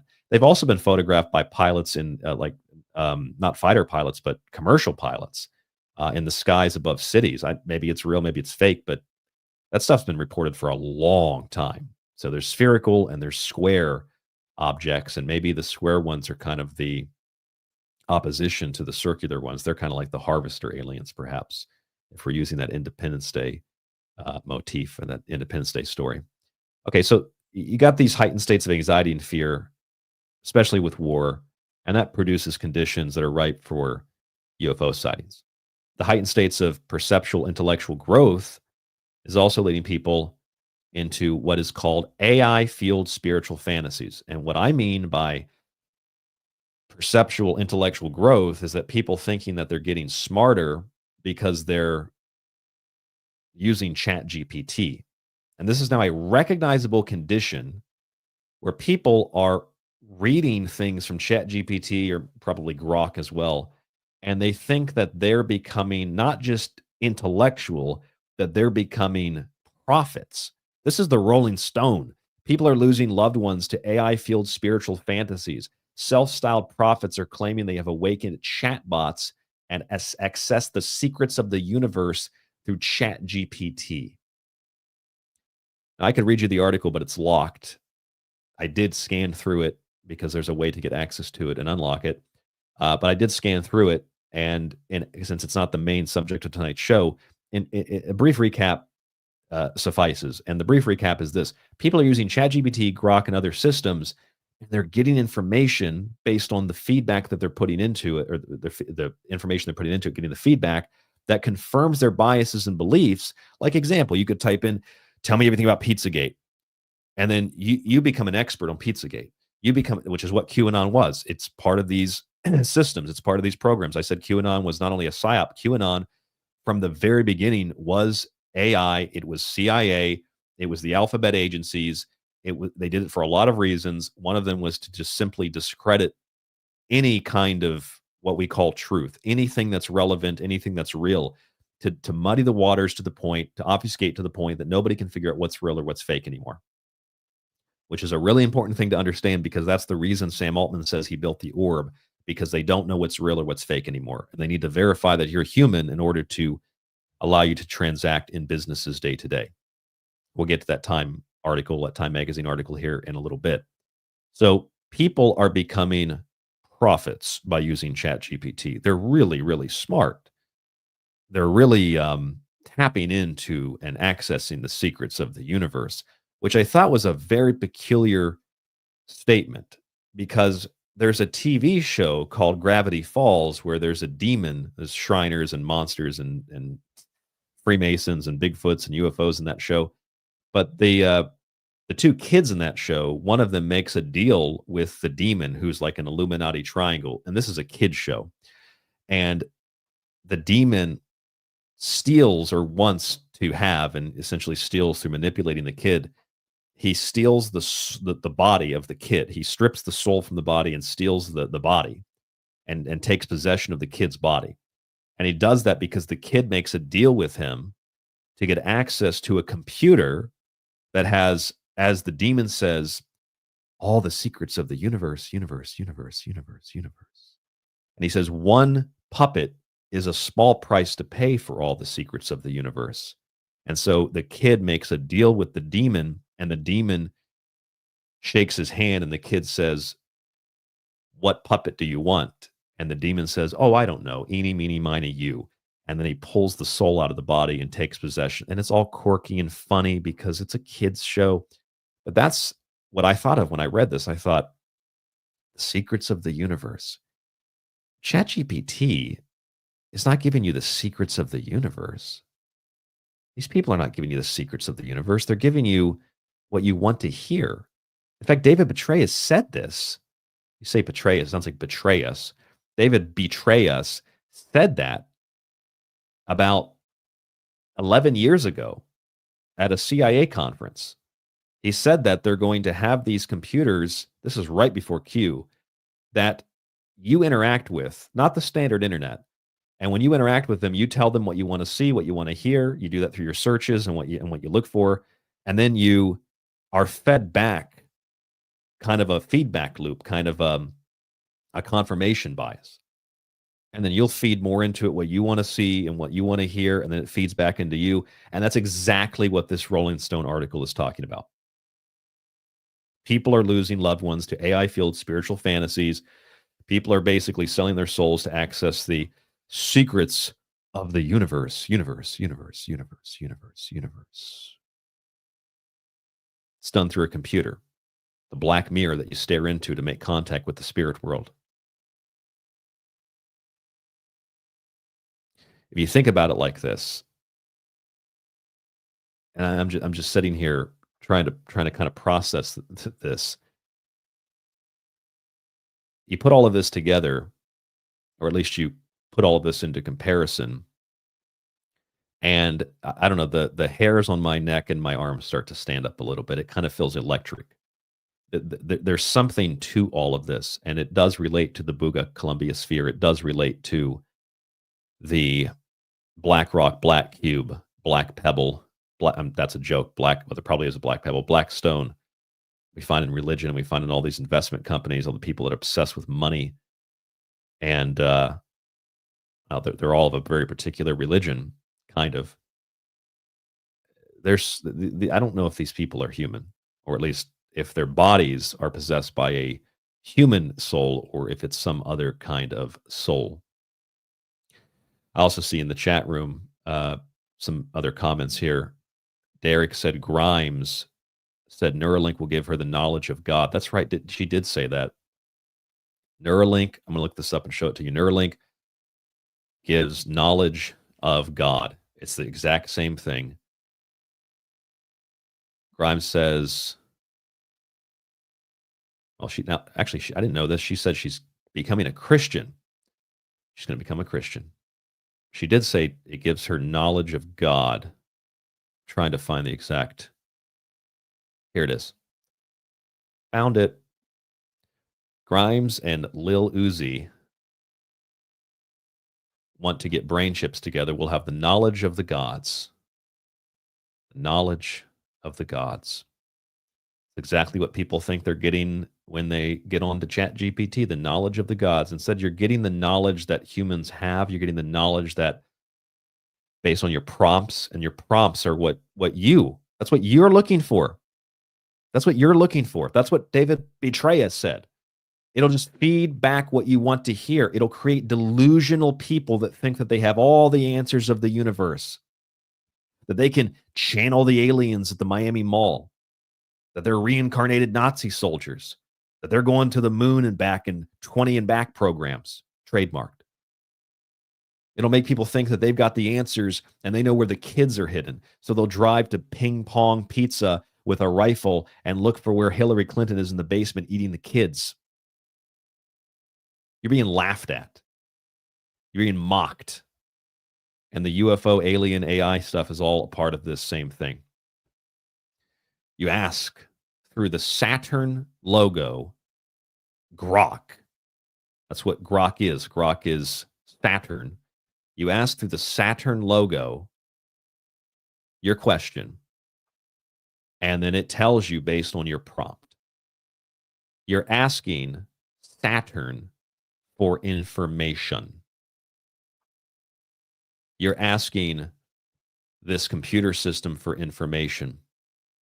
And Grok will tell you whatever it is that you want to hear, which is why last night when I plugged in the symbols from this object, this sphere in Colombia, depending on the prompt, I got a different answer for each one of the symbols.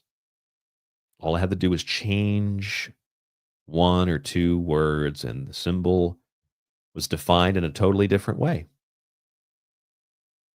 which means that you can't trust these things because they're based on, well, it's based on you.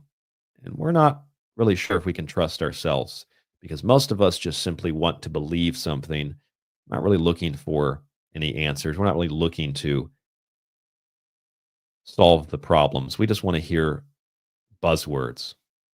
On your screen right now, you can see this object from Colombia. There are the symbols. I'm wondering if anybody in the chat room has an opinion on any of these symbols, what they might mean. You know, what if some of them look like ruins. Only a couple of them, not many. A couple of them look like ruins. Most of them, from what I was able to determine, are kind of archaic representations of alchemical symbols or symbols for things like, I'm going to show this to you. They're chemical signs. So for example, we'll zoom in here. You see this symbol here at the top of the page. It kind of looks like a 7 with a line through it. That is the chemical sign for tin. You can see that on the screen. It's also similar to the chemical sign for vitriol. See that down here on the page. It's basically a 7 with a line through it.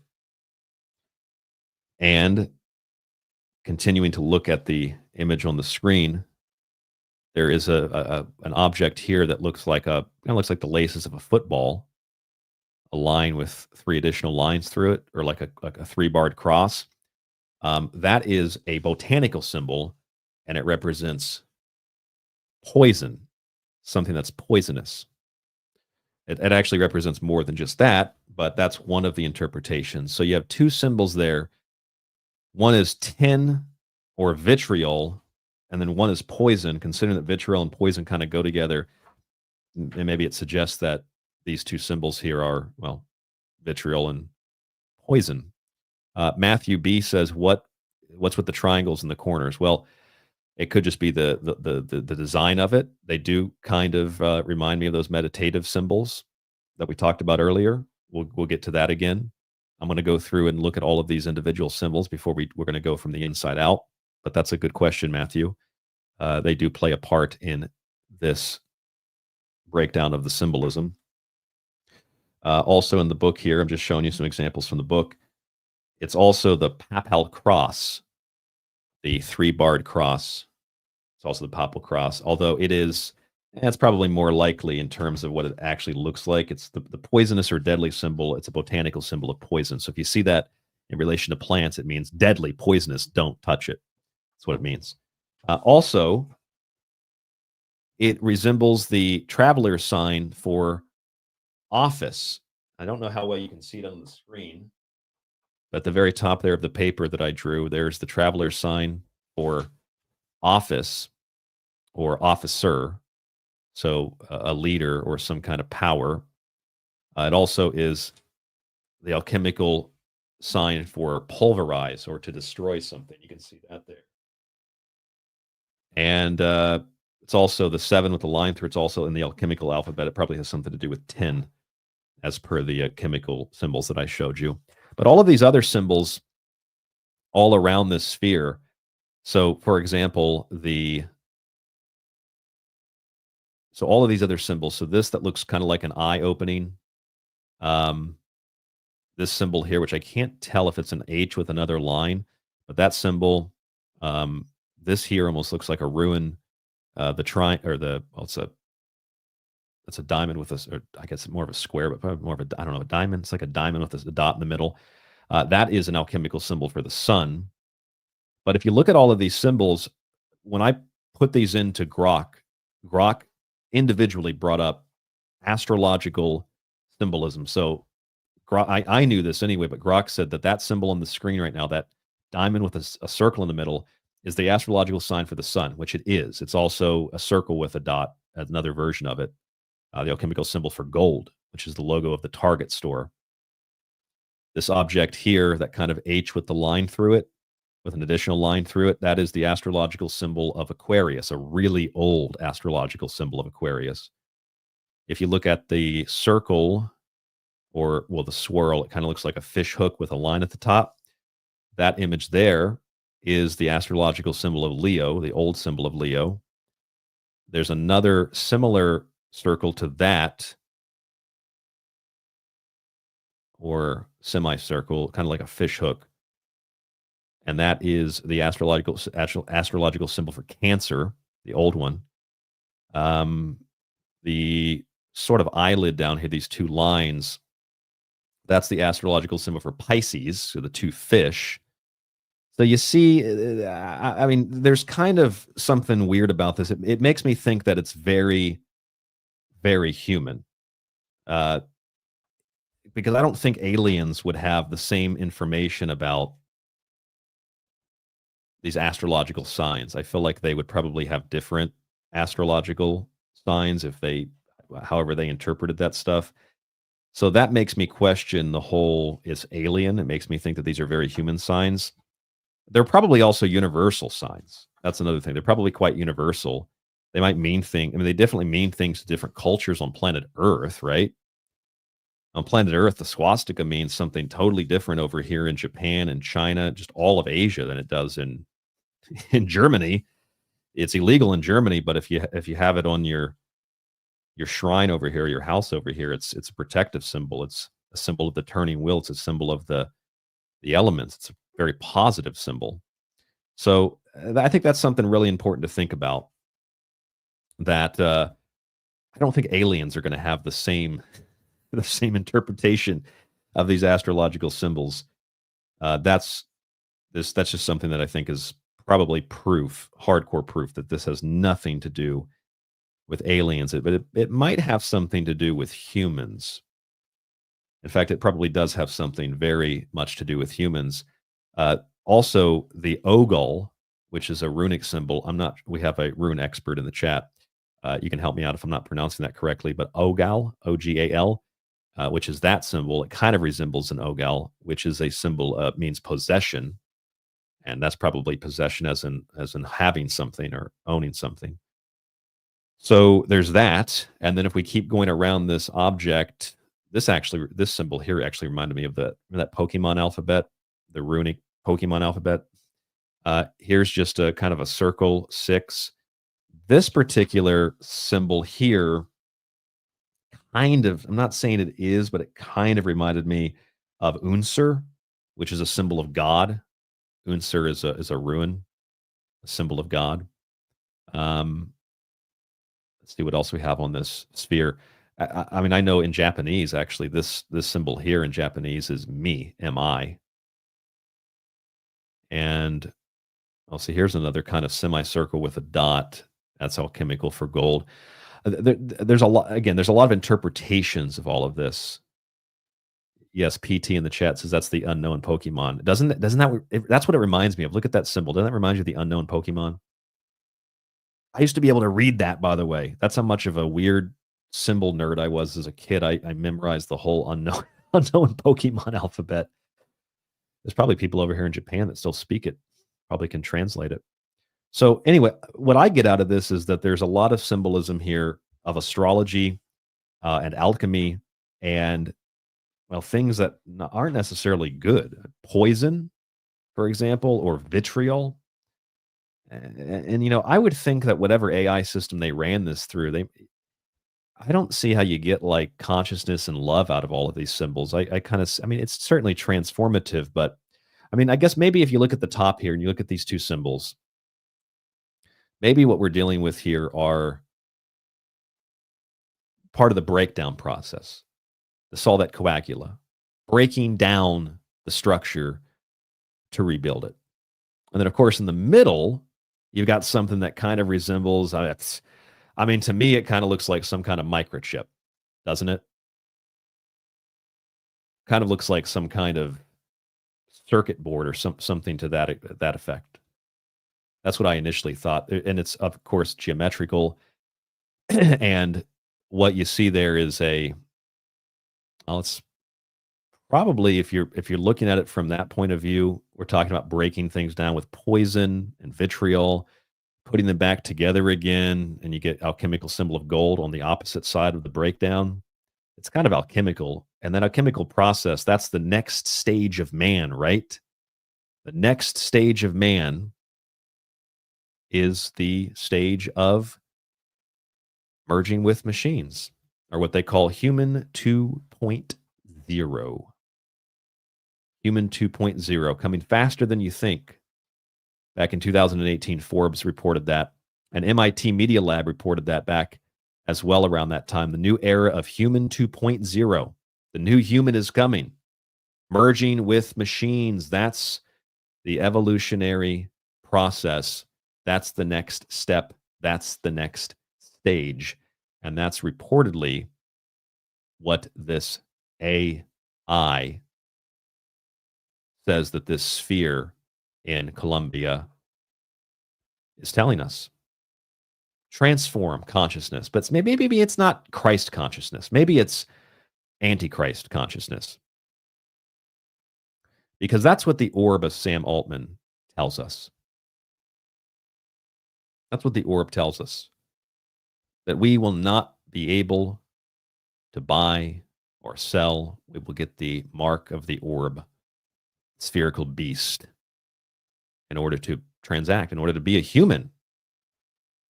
You can't be a human unless you get the orb and scans your iris. And so that's where we are. If you go online and you type in Tatba, you will find the meditative symbols. The Golden Dawn uses these symbols. And yes, the images on the orb kind of resemble the Tatva, the meditative symbols. Personally, I've never used them. Good friend of mine, Joseph Roop, who does the Lighting the Void show, which I think he's back on. I tried to convince him to start doing his show more consistently. We talked a few months ago. I think he's been doing his show very consistently, and he's used those before. He's much more of an expert on that than I am. So anyway, that's what I got from the object. It's kind of alchemical, vitriol, poison, breakdown, and then building back up. And that transformation is the breakdown of humans, and then the replacement of humans with what Sam, the alterer of man, is building. Don't you like those names? What was that other guy named Sam that was ripping people off with cryptocurrency? Sam Bankman? What are the chances of somebody named Sam Bankman running a banking scam? What are the chances of that? Sam Bankman. Sam Altman, the alterer of man. A guy, another Jewish guy, running a banking scam called Bankman, and a guy altering mankind named Altman. I mean, is that a joke? Are we being trolled? Or is it just a funny coincidence like Dick Cheney and Colin Powell and George Bush? Is it just a coincidence? I mean, who was one of the big medical voices? I even interviewed him on this show. One of the big medical voices during COVID. Andrew Kaufman. What are the chances of that? Of all the doctors, one of the major opponents was Dr.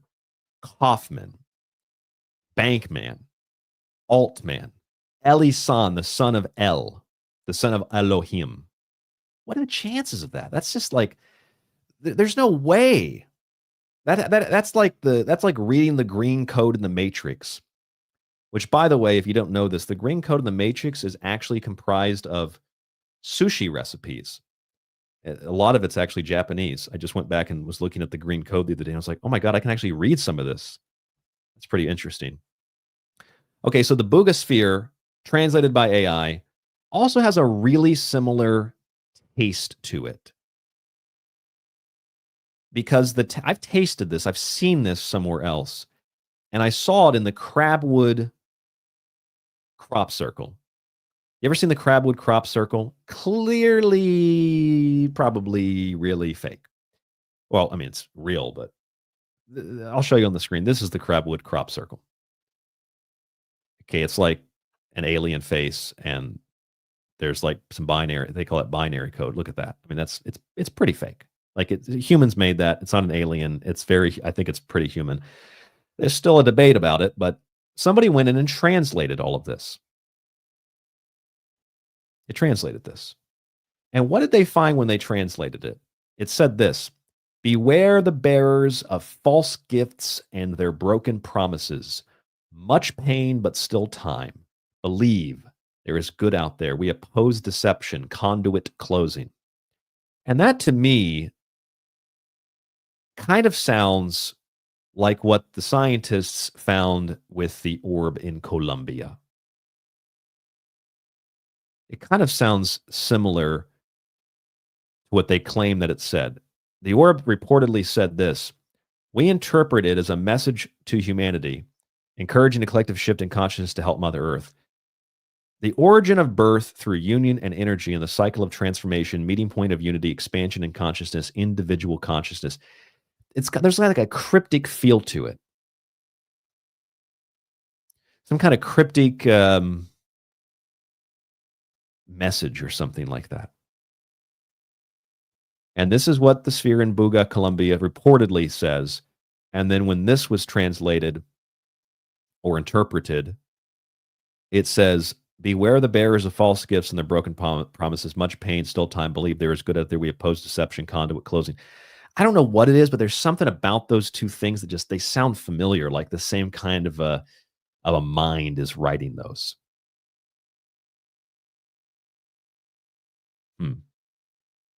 I don't know. Something to think about. I see Joe has joined us in the chat. I believe that is my my good friend Joe. And we also have, I think I said hello to Jackie earlier. Yes, Joe, that is Sam Bankman-Fraud, exactly. Wells Fraudo and Sam Bankman-Fraud. Imagine that, a Jewish guy named Bankman, a Jewish guy named Goldman, a Jewish guy named Silverstein, a Jewish guy named Greenspan, a jewelry guy. Did you see those, by the way, did you see those IDF soldiers robbing the jewelry store in Gaza? That was so great. 2 Jews that were robbing a jewelry store in occupied territory. Never seen anything like that happen in my life before. A Jewish guy ripping people off through digital currency called Bankman. You can't make this stuff up. You can't make this stuff up. Maybe it's a coincidence, though, as Mr. Neff said. Is that Mr. Neff Elim? Maybe Mr. Neff is also a son of the Elohim with Larry Ellison as well. All right, so that kind of gave me that flavor, just a little bit. Now, there might be some of you thinking, Ryan, I've sat here for 2 hours and you've yet to mention that we've seen a sphere like this before. In fact, we've seen many spheres like this in the past. We've seen spheres like this in the 1970s. You know that? Back in the 1970s, there was a sphere that was found. And it was a really, really weird sphere. The truth about the Betz mystery sphere. You ever read this story? This is Popular Mechanics. Back in April of 1974, the Betz family found a mysterious sphere near their home on Fort George Island, Florida. Slightly smaller than a bowling ball, but weighing about 30 pounds, it was strongly affected by solar radiation. When the sun was out, it started to glow. Researchers from Louisiana, according to the story and according to the researchers, this is their website, Popular Mechanics, found radio waves coming from it and a magnetic field around it. It actually says that. That's what they found. Look at this. When an expert team of researchers in Baton Rouge, Louisiana, examined the sphere, or an expert from a research team, but when the researchers looked at it, they found radio waves coming from it and a magnetic field around it. This is what the sphere looked like. You can see on your screen. It's it has no, there's like no features on it like the Buga sphere. It's just like a big metal ball. That's it. Here's the newspaper from the St. Pete Times, April 15th, 1974. Just a ball? Navy, not so. It's finders. The headline of that story. So they scanned it, and what did they find? They found radio waves coming from inside of it and a magnetic field around it. That's what Gary Betts told the St. Petersburg Times. Then the U.S. Navy analyzed the sphere. So for something that could have just been a hoax, the U.S. Navy got involved, and the U.S. Navy analyzed it up in Jacksonville at the Naval Air Station. And a Navy spokesperson told the St. Pete Times that the Navy's first X-ray attempts failed because its, quote, machine wasn't strong enough to penetrate the steel. The two subsequent tests showed the contents of the globe, which it did have contents just like the Buga Colombia sphere. Okay, so the Navy took this seriously back in the 70s. They scanned it. For the U.S. Navy to X-ray something and the X-ray from the U.S. Navy to fail because the object was too thick, even though it was a relatively small thing, as you can see in the image I showed you, tells you that there's something maybe otherworldly about this, something certainly more advanced about this. The spokesperson said, I don't know who manufactured it, but I say it came from Earth. We do not know it is, or we do know it's not an explosive and presents no hazard, although there's radio waves coming off of it. Don't know who did it, but I can say it came from Earth, even though it's more advanced than Navy X-ray equipment. And that was back in the 70s, which is what you were seeing in the sky with orbs and with flying saucers, things that to this day, whether they're little propeller planes or they're fighter jets that David Wilcock's building with Stavati Aerospace, with lasers and all kinds of super cool technology that we got from the guy who gave us hover cars, they still outmaneuver our craft. And a lot of people are looking back to like the early 2004, 2005 time period, and they're saying, look, the Nimitz and the Tic Tacs, like, yeah, that's important.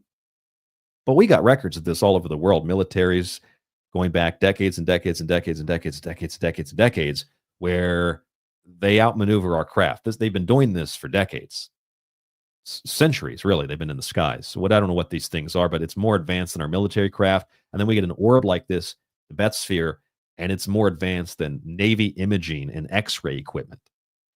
Initially, they couldn't get into the damn thing, and they had to keep playing with it, and they were able to get some scans. And they're like, well, we know it's not an explosive, but we don't really know what it is, but we know it came from Earth. We think it came from Earth. And it's one of those things, actually, J. Allen Hynek examined it. He thought it was man-made too, by the way, for the record. J. Allen Hynek thought it was man-made. Who made it? I think that would even be more curious than if it was from aliens. Who made the Betz sphere? If the Buga Colombia sphere is an art project, which I highly doubt that's the case, as Mossbridge said, who made that? Why would you make that? You know, and then you start learning. I've been kind of joking around recently. I've been saying, you know, the United States still does not have a good, safe, clean, efficient bullet train. And most of the rest of the world does. And I've been joking around about that on different shows. And then we heard the revelations about how the U.S. government has underground bases everywhere. And that then confirms the conspiracy that there are these underground bases and cities and then super fast trains that connect all of these across the United States, even under the oceans, military bases, et cetera, et cetera, et cetera. And so I've been thinking, well, okay, so the United States does have the technology to build these things. We're just building trains underground, and we're building cities underground, but we're letting the above ground cities and everything else crumble and deteriorate. So we do have the technology to manipulate space and time. And I was saying we don't have the technology to build trains, though. But no, we do have the technology to build trains. We're just doing it underground. A $21 trillion underground network of the wealthy and of people in government. This sounds like Vault Tech or something. And I've heard this from people that have family or people that worked at military bases. McDill Air Force Base in Florida, for example. I've told that story before. And we've been building this for a long time. That's why we don't have any money. Trillions of dollars, trillions, 21 trillion. That's over half of the national debt went to building underground cities and bases and tunnels and trains, et cetera, and doing God knows what. It's a lot of money. So maybe it's that breakaway network or that breakaway civilization that is responsible for building the Bet sphere or for building the Buga Colombia sphere. We'll say goodnight to Noka in the chat. Noka is leaving the chat. Thank you for tuning in. Thank you for listening. Come back and listen to the rest of the show later. You got about 45 minutes left on the show. Come back and listen at your leisure. If you're in the free archive on Spreaker, don't forget that you can watch this on YouTube. Even if you're in the subscription archive, you can watch this episode for free on YouTube, TST Radio Official, but the links are on our website. I should also pause and ask you to please consider supporting the show via subscriptions or purchasing a book. We also have Cash App and PayPal. We do not do YouTube. What do they call it? What do they call it on YouTube? Super chats. We don't do that on YouTube, but we do have Cash App, PayPal, and our books and subscription service. The links are below. And if you're just listening via audio, links are below for that as well. And all of the links to everything that I'm showing you and talking about tonight is in the show description in the audio version of the show. If you're on YouTube, I didn't have enough space to stick the links in there, but I will put the show audio only. So when you click on that, it'll have the links underneath of it. It'll redirect you to our Spreaker site. So maybe the $21 trillion of underground bases, maybe they're the ones building these kinds of things. Again, I'm just speculating. I don't know. I'm trying to figure this out with all of you. Derek in the chat room says, with symbols possibly meaning possession and the building blocks of life. I assume you're referring to the recent sphere. I think it has something to do with astrology and alchemy, which of course the stars play a pretty big role in that. Derek also says probe from the DMT space, housing a frequency and Noah's arcing themselves into 3D meat space using ruins like a radiation suit to get through the event horizon. This is why I love Derek. What else? What else do we have in the chat?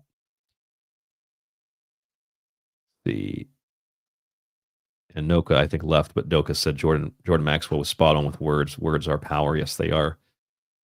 Let's see. Oh, I didn't know that, Derek. The chemical sky guy is Matt Landman. Kaufman. All right. And Derek said he texted me some images. I have my phone on airplane mode, but maybe I'll turn it back on real quick. I'll see if those messages come through. Okay, so maybe that underground network, a breakaway civilization, maybe they built it. Oh, there goes my phone. So the messages are coming in. Okay. Rebecca, I don't know if Rebecca just joined us, but just got off of work waiting on the bus home. Oh, and listening to the show. Welcome, Rebecca. Thank you for tuning in. I appreciate that. I hope you had a safe day. I know that your job can be kind of dangerous there where you work. So I hope you have a safe trip home on that bus. It's pretty dangerous too. A safe trip home. Okay, so we've had spheres like this, as in the Bet sphere, since the 1970s, and the Navy has investigated them and had some trouble figuring out what exactly they were. So that's where we are. This isn't a new thing. This is an old thing, and it's been around for a long time. And it's also not just the UFO and the spiritual motif that I talked about earlier in terms of the archetype of the soul, the spirit, the world soul, and then the little individual souls that come off of it like a mothership, but also the big stones of Costa Rica. Have you ever seen the big stones of Costa Rica? They're kind of like, well, you know those big heads down in Central America, the Olmec culture. Kind of like that, except they're spherical in nature. Stones of Costa Rica, the mysterious stone spheres, hundreds of petrospheres. They've been attributed to a specific human culture. But you look at the beaches and in the jungles, and they're all over the place. Thousands of these things have actually been found all over the world, not just a few hundred in Costa Rica. So you have those. And then you also have something really interesting, metallic spheres that have been found in crop circles. Metallic spheres. This is a pretty well-documented thing. Sometimes they're small, sometimes they're large, and not all crop circles have them, but you can see here one of the images, these little metallic spheres found inside of crop circles. And this isn't like a recent thing. This is like an old thing. You know, crop circles, it's not just a couple of people with a board. It's, you know, expulsion cavities, superheated water, the stalks bent, but they continue to grow. There's some form of radiation, batteries, even planes or helicopters the instruments go crazy on the helicopter, kind of like Bermuda Triangle style. And people feel really sick and nauseous. Their camera batteries die in these, what I would say are real crop circles. And this is something that's often found, little metallic balls in crop circles. Now, how many crop circles are actually real in the sense that they're aliens? Well, I don't know if they're aliens. That's an assumption. How many of them are made by humans? Quite a few of them.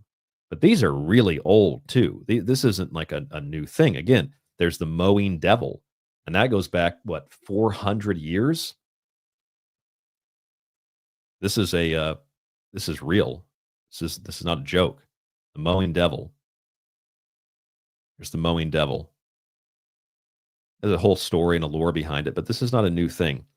And maybe you didn't think we get into crop circles tonight, but they find little metallic spheres in crop circles as well. 1678. That's one of the first reported crop circles. So, okay, you got the spheres of Costa Rica. You got the spheres in crop circles. And then you have this, the Klerksdorp spheres. You ever heard of the Klerksdorp spheres? This is a fascinating one. During the 1970s, miners near Klerksdorp, South Africa, made an unusual discovery. They found spherical objects in prophyllite deposits. Did I pronounce that right? Prophyllite deposits, ranging in size from a few millimeters to several centimeters in diameter. This collection of mysterious spherical objects was known as Klerksdorp spheres, also called Moqui marbles or Ottosdal spheres. What makes these little spheres peculiar? Well, they've puzzled everybody who's looked at them, scientists, geologists, and archaeologists, because they date to about 2.8 billion years around 2.8 billion years ago. And that puts them in the geological era long before any kind of complex life officially formed on this planet, officially. And they're not exclusive to the Klerksdorp, South African area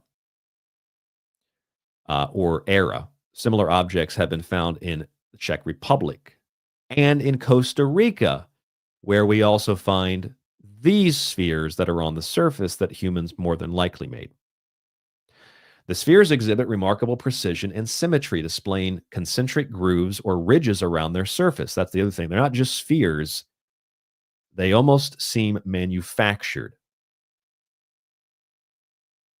No scientific study has been published regarding the Klerksdorp spheres, but they were analyzed by Rolf Marx, curator of the Museum of Klerksdorp, South Africa. According to Marx, the deposit in which they were found is a relatively soft secondary mineral placed at number 3 on the Mohs scale. Meanwhile, the globes are very hard and cannot be scratched even by steel. So they're finding these really hard spheres that seem to be manufactured in very soft deposit. And they date back 2.8 billion years. They're composed of hematite, which gives them their distinctive reddish-brown color. They have a tough surface and a fibrous inner structure, kind of like these other spheres, Buga and Bet sphere. Hard on the outside, hollow, something soft, something else in the middle. Radio frequencies or little tiny itty bitty orbs inside. Okay, so what are we looking at here? Some people say they're ancient aliens. In the 1980s, people speculated that the spheres were made by a higher civilization about which we know virtually nothing about.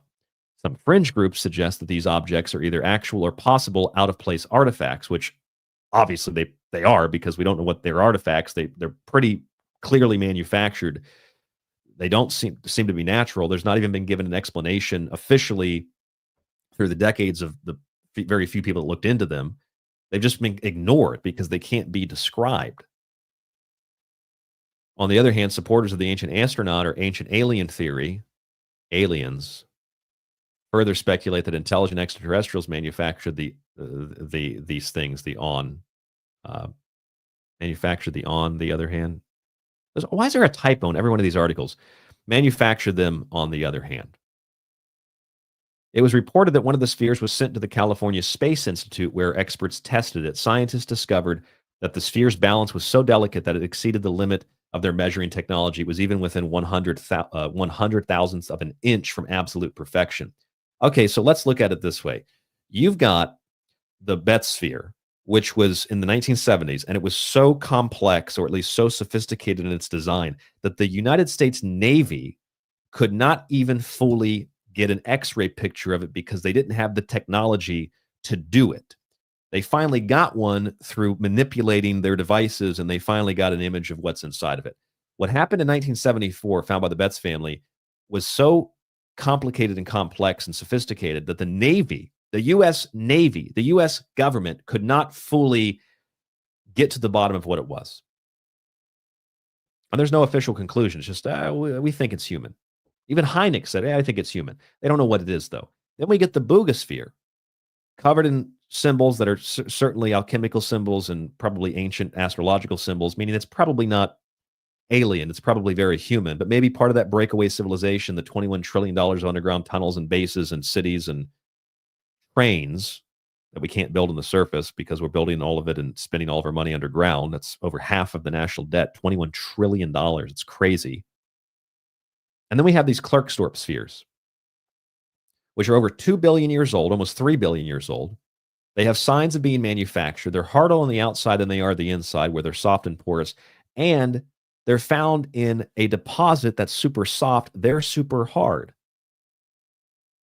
And there's no real investigation of what they are. Some guy named Marx looked into them. They were also sent to the California Space Institute that, like the Betz sphere and the U.S. Navy, was unable to fully measure them because, look at that, the scientists discovered that the sphere's balance was so delicate that it exceeded the limit of their measuring technology.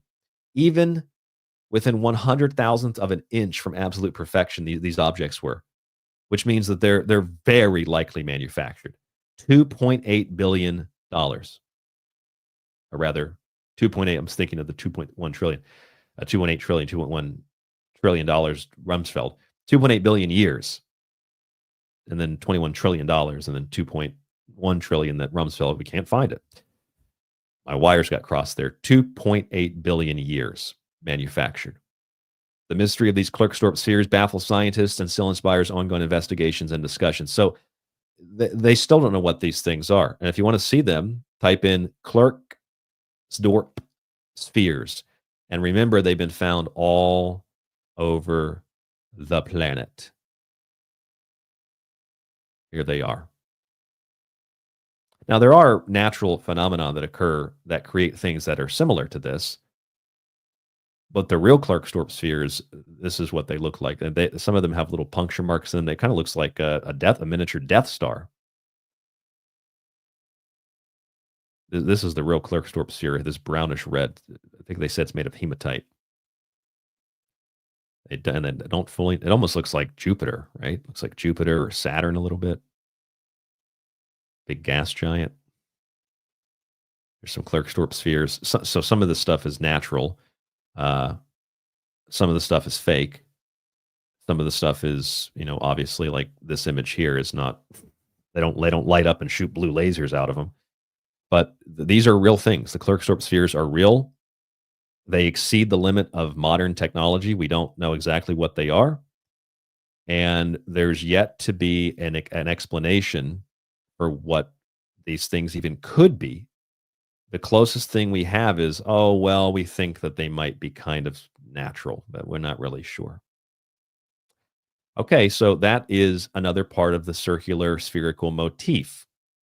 And on the subject of the spherical archetype, there is Sam Altman's OpenAI orb device. This is kind of the cherry on top of everything we've been discussing tonight. And when I say cherry, I mean it's not one of those high fructose corn syrup red food coloring cherries. This is an actual real cherry that doesn't taste like candy. Here's the cherry on top, the Altman sphere, the orb. And this is from Time magazine. This is a mainstream report about Altman's sphere. The orb will see you now. By the way, before we get into that, I should say hello to Mike D, who's in the chat. Mike D is 1% chosen Ashkenazi. He also says that Greer is a chosen by God alien. I really am starting to think that Greer is an alien. I think he's an ambassador. Look, we're here to help you. We're good. We're not going to kill you. It's a cookbook, but it's meant to help you, and we're going to give you technology, and it's going to be great. He might be an alien. It kind of looks like an alien, right? A little bit. Okay, so the orb will see you now. Let's look at this story. I'm going to read you this, okay? Not the entire thing, but a lot of it, because it is in their own words what this orb is meant to do. Okay? This orb, which again is what they call the sphere, we call it a sphere or this UFO in Colombia. They refer to the sphere as the orb. Look at that. And although Altman's sphere has been around for a while, this orb, March, April, we're hearing about more of it now, but it came down in March, April. And then there's Altman's orb that comes out late May. So there's a motif, there's a synchronicity here to Independence Day 2 as well. The one sphere telling us that, hey, the harvesters are coming. And then we get a message about alchemy and transformation reportedly. And then here's Altman, one of the harvesters, wanting to harvest our data, wanting to harvest our information, our soul. You might think I'm exaggerating, but no. You got to read this article. Once again, this is what the article says. Once again, Sam Altman, the alterer of man, Samael, the deceiving angel, Altman, the alternate man, the new man, wants to show you the future because he's got that power and that ability. The CEO of OpenAI, is standing on a sparse stage in San Francisco preparing to reveal his next move to an attentive crowd. Altman says this, quote, "We needed some way for identifying, authenticating humans in the age of AGI. We wanted a way to make sure that humans stayed special and central." Oh, isn't that the kind of thing that an alien would tell you? We're here to help you. We want to make sure that you're central in this transition to terraforming your planet, your body, and your mind. We want to make sure you are in control. Did you watch Squid Games 2 yet? That was one of the big things in Squid Games 2. Democracy and your voice in deciding on whether or not the games continue. That's our central concern here at the Squid Games. They want to make sure you're in control. And then they manipulate you with everybody before you vote, here's all the money that you could potentially get if you keep playing. Here's what you get now. Here's what you might get if you keep playing. The solution Altman came up with is looming behind him. It's a white sphere about the size of a beach ball with a camera at its center. The company that makes it, known as Tools for Humanity, because again, that's exactly what you would call it if you're aliens sitting around thinking, well, what do we call this technology? They'd probably be like, what do we call this technology? And all the aliens around the table, Goldstein, Silverstein, they're all talking. They're deciding, well, Tools for Humanity, because tools are good. They build things. And humanity is good. They like humans because they're humans. And so we call it Tools for Humanity. And that's what they came up with. That's Altman's company as well. Calls this mysterious device the orb. Is this just a synchronicity? The orb. the orb. The Buga sphere, the orb. They call it the orb. It says this is Time Magazine. Stare into the heart of the plastic silicon globe, and it will map the unique furrows and ciliary zones of your iris. Seconds later, you'll be given something. Inviolable proof of your humanity. A 12,800 digit binary number known as an iris code sent to an app on your phone. At that time, a packet of cryptocurrency called Worldcoin, about $42, will be transferred to your digital wallet. Your reward for becoming a verified human. Fucking aliens designed this. These people are not human. A reward for becoming a verified human. You can verify your humanity for $42. That's what people sell their souls for. Peter Griffin sold his soul for Bee Gees tickets and a candy bar, or half a candy bar. Humans sold their soul for French fries during the pandemic. You're telling me there's a burger component to this? Humans sold their souls for the chance of winning a pickup truck in states like, I think it was Alabama, Arkansas, and West Virginia. Y'all come on down to the medical clinic, get yourself a vaccine, you might win a pickup truck. And people fell for it. Up in New York, you get a vaccine, you might just get a look at this delicious burger.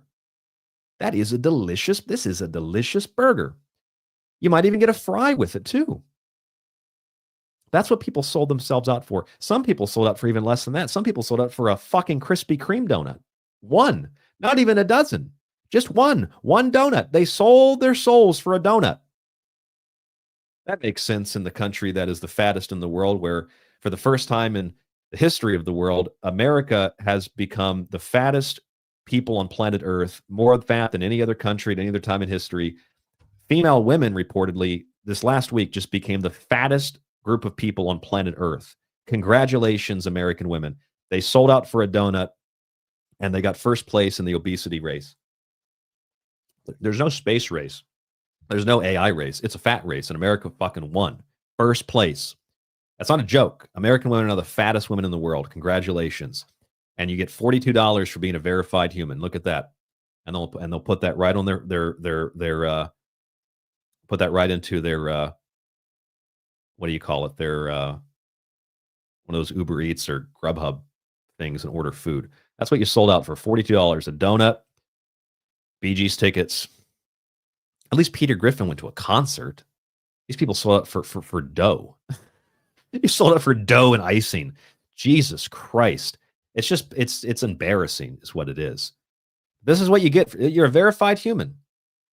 Okay. All right. So Altman co-founded Tools for Humanity in 2019 as part of a suite of companies he believed would reshape the world. Once the tech he was developing at OpenAI passed a certain level of intelligence, he reasoned, because he's a computer, it would mark the end of one era on the internet and the beginning of another, in which AI became so advanced, so human-like, that you would no longer be able to tell whether what you read, saw, or heard online came from a real person. Despite the fact that we've reached this age, and despite the fact that I'm not AI, I know Sam Altman's not a human, and I don't need his orb to tell me that. I'd like him to do the scan. Can we get, okay, how about this? Sam, you do the scan, and then I'll do the scan. Because I know that if you do the scan, you're not getting verified, because you're not a human. I see the chat room popping up here on my feed. I think people are talking, so let's see what we have in the chat real quick. Yes, Joey, all hell Obicinia. We get the cheeseburger armbands, and they take you to the buffet camps. Chris, I don't think I've seen Chris in the chat tonight. What is the soul to donut exchange rate? It's a single donut, Chris. That's it. Not even a dozen. That's the sad part. They could have asked for even half a dozen. How about some donut holes? No, they just one donut to change your DNA. What a deal that is. King Sweet says, is that the Mike D, Ryan's old sidekick? Yeah, it is the same Mike D. Let's see who else we have in the chat here. We do have a lot of Joes. Okay, so back to Sam Altman. This is what it says. If you're not watching the video and you're just listening, you need to click on the link below that says Sam Altman's new orb device, part of our monologue description of the show, more of a synopsis of the show tonight, and read what this actually says. This is disturbing. Okay, check this out. This is what Altman wants. This is what he imagined. This is what Altman thinks, okay? This is what he wants because technology is too advanced. He said, when that happened, when you can't tell what's real, what you saw, you read, you heard, Altman imagined we would need a new kind of online infrastructure, a human verification layer for the internet to distinguish real people from the proliferating number of bots and AI agents. AI agents. Mr. Anderson, welcome back. Human beings are a disease, a virus. We are the cure. And so Tools for Humanity set out to build a global proof of humanity network. The people that are building AI and robots and Neuralinks and Starlinks are telling us, look, we don't know if you're human. No, we don't know if you're human. You need to be verified as human. But they need to verify that we're human first. It's always upside down. And this is what it does. It aims to verify 50 million people by the end of 2025. So get in line. You sold out for a donut once. Maybe you'll get another donut next time. And you sign up for it. And here's what happens. The free crypto serves as both an incentive for users to sign up and also an entry point into what the company hopes will become the world's largest financial network, through which it believes double-digit percentages of the global economy will eventually flow. And I read that and I thought, oh, that's the world currency. I mean, they do call it it's a cryptocurrency called Worldcoin. So it's definitely a world currency. It's a Worldcoin. Okay, so that's an incentive, but also contributes. That's what the Visa company did. They gave a bunch of small companies in New York that were hurting for money, big loans, and then they $50,000 loans, and they installed a free payment system at these companies. And Visa was like, "Look at how great we are. We help these poor companies, mom and pop shops." And then part of the contract was every transaction mom and dad and mom and pop make from now on, Visa collects 10 or 15% like a parasite. So they got free publicity, and then they just stole part of these people's businesses. That's exactly what this is. Sign up, get your iris scanned, and you'll get $42. Big Sam Altman's a big spender. $42 for your soul. Because that's what the eyes are. They're a gateway to the soul. They want to sign everybody up. They want the whole world to work off of this. Altman told Time, if this really works, it's like a fundamental piece of infrastructure for the world. Yeah, it's part of the system of the beast, and it's part of the system that you're building for your overlords that are communicating to you through the black mirror or through some other device that you have beyond the veil. The project's goal is to solve a problem partly of Altman's own making. Oh, oops, he made a mistake, and now we got to solve the problem. In the near future, he and other tech leaders say advanced AIs will be imbued with agency, the ability to not just respond to human prompting, but to take actions independently in the world. This will enable the creation of AI coworkers that can drop into your company and begin solving problems. AI tutors that can adapt their teaching style to students' preferences. Even AI doctors that can diagnose routine cases and handle scheduling or logistics. The arrival of these virtual agents, this is literally the Matrix. Virtual agents, their venture capitalist backers predict, will turbocharge our productivity and unleash an age of material abundance. It's all about materiality. Material abundance. We already have material abundance. You know who built that? Humans built that. The Industrial Revolution. Humans did that. And machines played a big role in it, but not these kind. These are thinking machines. This is what the Fremen fought against in the Dune series. The thinking machines. And that's where we are. Virtual agents. And again, it's a problem. Oops, Sam Altman made a boo-boo. He made a mistake. But AI agents will also have cascading consequences for the human experience online. As AI systems become harder to distinguish from people, websites may face difficult trade-offs, says a recent paper by researchers from 25 different universities, nonprofits, and tech companies, including OpenAI, same part of the Stargate project. There is a significant risk that digital institutions will be unprepared for a time when AI-powered agents, including those leveraged by malicious actors, overwhelm other activity online. It's not just malicious actors, unless everybody's a malicious actor. It's even the people that are supposed to be the good guys. On social media platforms like X and Facebook, bot-driven accounts are amassing billions of views on AI-generated content. Yes, and a long, thoughtful, conscious, special episode of The Secret Teachings tonight will maybe get 1,000 views on YouTube. But AI-generated content, like the People's Voice, I am here to tell you about chemtrail program that Trump stopped, will get millions of views. It's fucking bullshit. In April, the foundation that runs Wikipedia disclosed that AI bots scraping their site were making the encyclopedia too costly to sustainably run.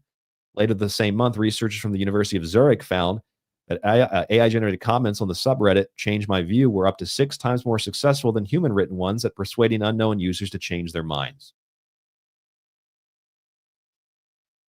The arrival of agents won't only threaten our ability to distinguish between authentic and AI content online, it will also challenge the internet's core business model, online advertising, which relies on the assumption that ads are being viewed by humans. And of course, if they're already convincing people to change their minds, that means they've passed the Turing test over and over and over again. And yes, Mike D in the chat, I think maybe Mike and I saw this together for the first time in Orlando. Whole Foods has had those palm scanners for a very long time.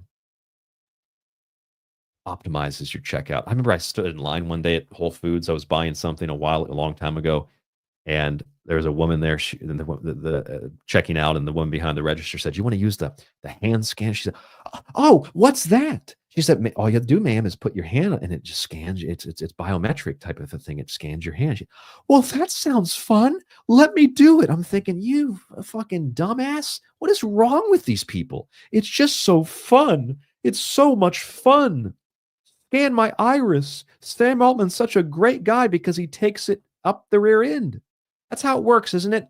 If you're Sam Altman and you're gay, Yuval Harari and you're gay, or that Apple guy who's gay, you can sell technology to the public that enslaves them. And as long as you take it in the ass, it's fine. That's all you have to do. That's people will buy it. If you open up your butt, people will buy anything. Well, that's the whole model of OnlyFans, which is also run by another one of those disgusting members of the tribe. So is Tinder, so is Bumble, so is Grindr, and so is Pornhub. It's a whole nother story, but okay, let's get back to the main issue here. Tools for Humanity, Alex Blania, who runs Altman's company, says the internet will change very drastically sometime in the next 12 to 24 months. So we have to succeed, or I'm not sure what else could happen. Well, humans could have control. Humans could have, I don't know, the freedom, but they're concerned that they're going to lose the control, which is why they flooded the internet with bots and flooded the internet with nonsense, because you can't control the flow of information anymore. So you have to overload the internet now. For the record, Mitch asked me in the chat, what time is it in Japan? It is early morning here. It's 11:47 a.m. in Japan. It is cartoon stupidity, says Chris. Yes, it is. And PT, he knows what's going on. That's exactly right. Okay, so back to the article. Says this, for 4 years, Blinia's team has been testing the Orbs hardware abroad. Now the U.S. rollout has arrived. Over the next 12 months, 7,500 Orbs will be arriving in dozens of American cities in locations like gas stations, Bode Gas, and flagship stores in Los Angeles, Austin, and Miami. The project's founders and fans hope the Orbs U.S. debut will kickstart a new phase of growth. The San Francisco keynote was titled At Last, more like At Last of Us, because that's what will be left when Sam Altman, the alterer of man, is done with you. It's not clear the public appetite matches the exultant branding, which it never does. Like, like Google glasses and all that. I mean, like some people are interested in it, but like generally speaking, the average person can't afford this stuff and they don't really want it. They have to be convinced. And that's where the whole legal and lawful, the whole man and spiritual laws of the universe, that's where all this stuff gets blurry, because if you can convince people to do it, no problem. Which, by the way, there was just an update to last Friday's show about the TSA, and the stories are this: people are going to the TSA and they don't have to have the real ID, and they're being able to fly anyway. So they manipulated you and terrorized you and convinced you to get something that you don't actually need to fly.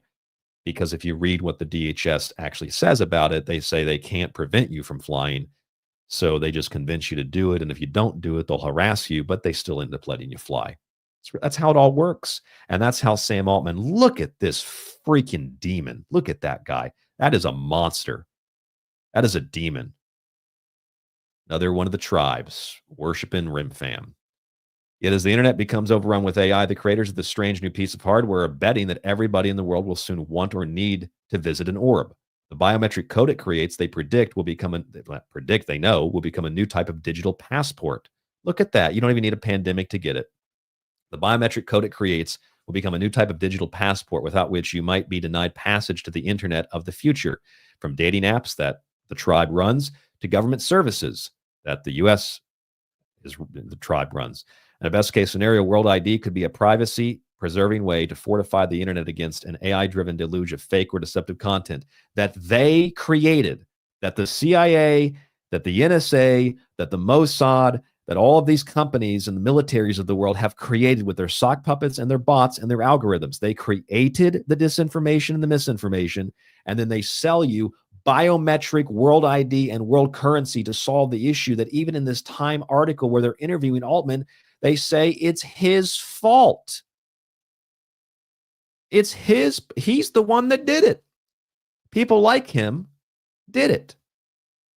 The project's goal is to solve a problem partly of Altman's making. He did it. It's all a plan. You trust that monster?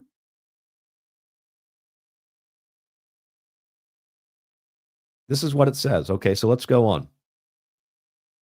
In a best case scenario, World ID could be a privacy preserving way to fortify the internet against AI-driven deluge of fake or deceptive content. It could also enable the distribution of a universal basic income, a policy that Altman has previously touted as AI automation transforms the global economy. To examine what this new technology might mean, and then it talks about the person that wrote the article.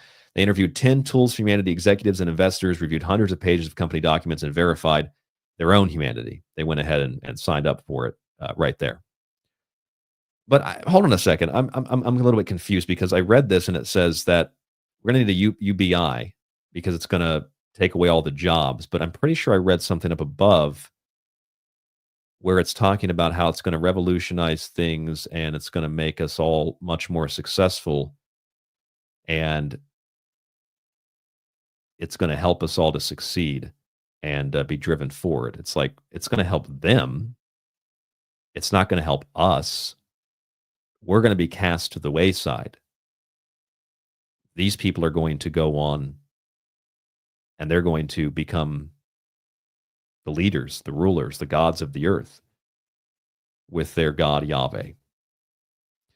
And that's exactly what it is. You don't think I'm telling you the truth? Well, let's look at this a little closer. First of all, why do humans need to be verified? Why do we need to be verified? Okay, we're not the ones that created this. Sam Altman created this. First of all, Altman and Tools for Humanity believe that incoming AI agents are going to make it impossible to verify what and who are real. The orb was going to be installed at all these different places, gas stations, etc., incentivized by free cryptocurrency and facilitating and issuing a world currency and a world coin or a world ID while providing for a universal basic income. Your identity will be based on a scanning of the uniqueness of your iris. In other words, the gateway to your soul will be captured and used as a mark of your humanity. Without it, it's not just that you won't be able to buy or sell, you won't even be classified as human. Images of this orb from Time magazine show the device resting in front of a black and white background reminiscent of the Masonic floor, while the device itself is an artificial all-seeing eye. And there it is on the black and white background, which might have something to do with the optics of what they're doing there in terms of the physics of it and the science of it, but there it is.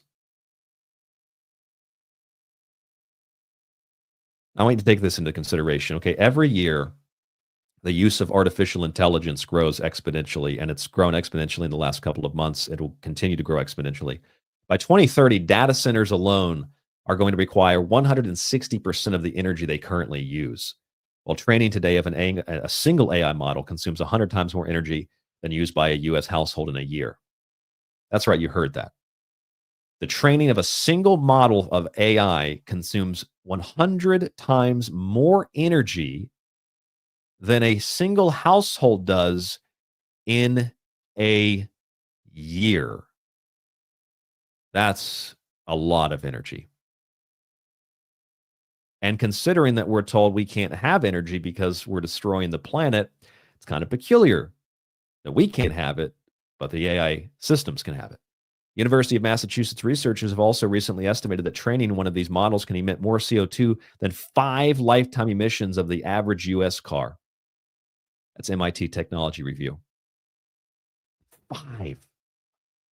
So if you've owned 5 cars in your life, and the lifetime use of that car, you combine all of that together 5 times, that's how much CO2 is emitted training one model. There are few sources able to provide the necessary power, which is why nuclear is being considered as an option. There's MIT Technology Review, which also uses the black cube to represent AI in some of their articles.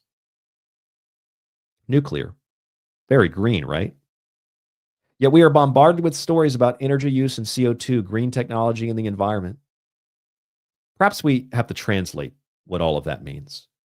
Human energy is a problem, and the real removal of carbon relates to carbon-based life forms, not necessarily carbon dioxide. They have no issue emitting hundreds or thousands of times more CO2 in order to do something like train their AI systems or create human 2.0. They have no problem with that. No problem with nuclear. No problem with anything green when we're training the AI, when we're pumping it full of our data and our information. No big deal, no problem. But when it comes to humans, that's when we have a problem. If you think about carbon, carbon has a peculiar mix of electrons and neutrons and protons. 666. Carbon. That's the number of man, right? 6 protons, 6 neutrons, 6 electrons. Mark of man. How do they determine the mark of man? Well, they scan your eyes with the orb, the all-seeing artificial eye of their God, not the God. And they confirm you're a human, you're a carbon-based life form, you're 666. That's right. And when they confirm that you're a human through the iris scan and through the confirmation you're a 666 carbon-based life form, they give you some currency, digital currency, Worldcoin. And they give you a world ID, confirm that you're human, you're carbon-based, you're 666. And if you don't have it, you can't buy or sell. They're manufacturing the apocalypse. They're manufacturing Armageddon. They're manufacturing the end times. Chris in the chat is right. The Turing test, I think, is obsolete. They passed that a long time ago. Anything they show you about the Turing test is just public. Stuff that they've been building in private, $21 trillion of underground bases and tunnels and trains and God knows what else. The Bet sphere back in the 70s, somebody built it. The Navy couldn't figure it out, but somebody built it back in the 70s. It was more advanced than the military. Breakaway civilization, aliens, dimensional things, I don't know. But I do know that if you're scanning the iris to determine if somebody's human, what makes you human? Carbon. What is carbon? It's 6, 6, 6. 6 protons, 6 neutrons, 6 electrons. They're confirming that you have the mark of the beast, that you are the beast. Did you know that? You are the beast. They're scanning your forehead, the mark, the third eye.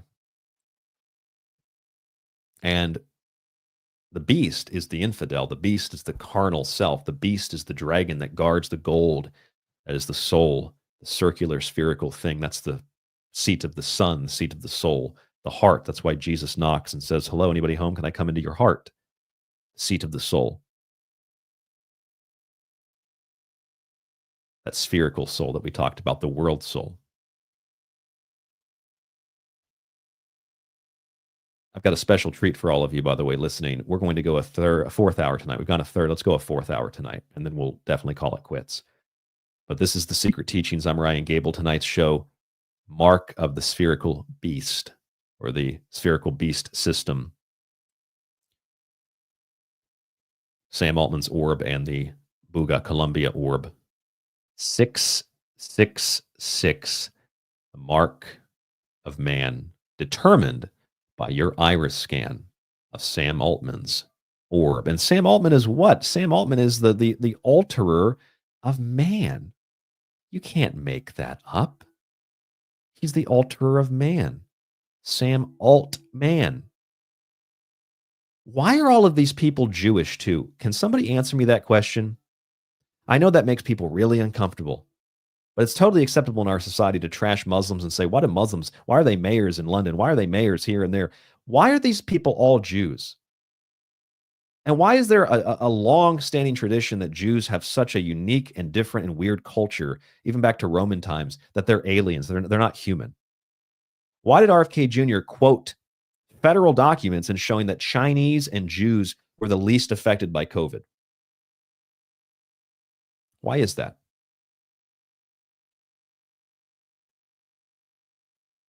Elon Musk works in league with people like Yuval Harari, Sam Altman, and Larry Ellison.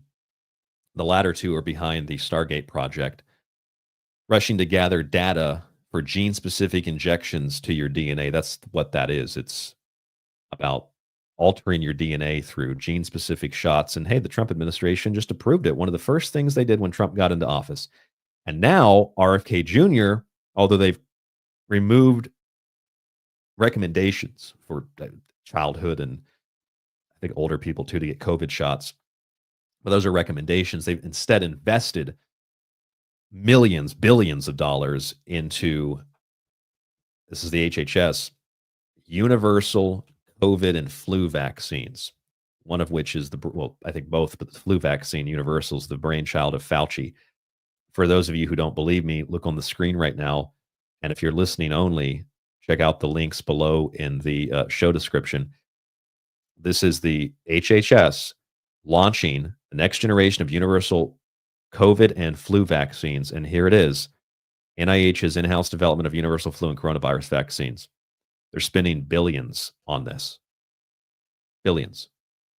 And when Trump essentially demanded restrictions be removed on pharmaceutical manufacturing in the U.S. and then signed an executive order for the HHS secretary to negotiate better prices, it set and established the goal. This is what the White House actually says. It's on their website.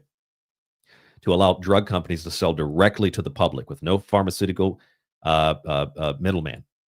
There's no pharmacy. There's no insurance company. They manufacture it and they sell it directly to the public. And what are they going to be manufacturing in the future? Gene-specific cancer vaccines, gene-specific COVID vaccines, gene-specific flu vaccines, mRNA shots for everything. And who's behind that? Who's behind the Stargate project? Oracle, NVIDIA. Stargate project, which was also under the Biden administration, is run by Ellison and Oracle. It's run by Altman and OpenAI. It's also run by SoftBank, run by NVIDIA and a bunch of other smaller companies. AI-powered cancer vaccines, the Stargate project. Would you look at that? And what is the Stargate? I don't have to tell you what Stargate is. I've seen people chatting in the chat room tonight about the Stargate.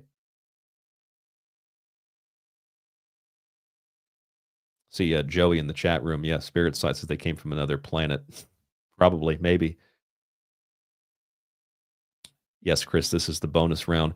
I don't agree with Mitch though. I don't think that Jewish people are evil. I think that there's a Jewish cult, like there's an Islamic cult, a Christian cult, and I think that they all worship pretty much the same thing, and I think that they all work in concert with one another. That's why the Jews wear the black cube, and that's why the Muslims walk around the black cube. It's all part of the same cult. Muslims are just involved in it as anybody else, and it's not like Muslim. It's that these religions and the symbolism of the religions, that they're cultish and that they worship gods that are not the gods that you're thinking. I mean, yeah, like Allah is God and the God is the God, the tetragrammaton, but that's not, we're talking about a different kind of God. Here's Scientific American. Well, I guess you can't read it because they got it behind a paywall now, but let me go back so you can see the link. Announcing the Stargate project, a new company which intends to invest $500 billion over the next 4 years. Where's Doge at, by the way, on that? 400, 500 billion, a couple hundred billion. Universal flu vaccines, COVID vaccines, cancer vaccines, and it's all run by these same people. It's all run by Altman and Ellison and even Musk because of his Neuralink. And what did Derek tell us earlier, remind us of, is that Musk's ex-girlfriend, Grimes, the woman that sold her soul in a piece of art, says that when she gets the microchip, it'll give her all the knowledge of the gods. Well, actually, all the knowledge that they've extracted from humans and put into their own artificial god. And the names of these people it's very telling, very telling. I looked them up. I looked up the names. Silly me. I actually looked up the names, and I tried to figure out what do these names actually mean. What is Yuval Harari, who's probably one of the most evil people on planet Earth, just a wicked demon. Who is Yuval Harari? What does the name mean? And I only thought about Yuval Harari because I was thinking, hold on a second. Yuval Harari, since he's included with all these other people like Altman and Ellison, I know what their names mean. So I was like, I wonder if Yuval Harari means anything. And so I looked it up, and I found what Yuval Harari means.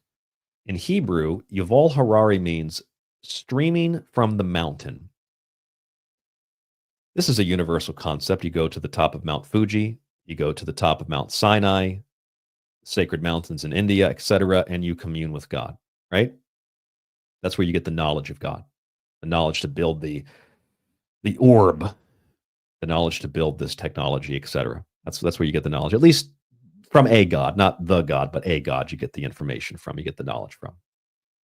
And that's where Yuval Harari is. He's the guy who is streaming from the mountain, the stream of the mountain, which is energy, the stream, the current, the currency. He's getting knowledge from above.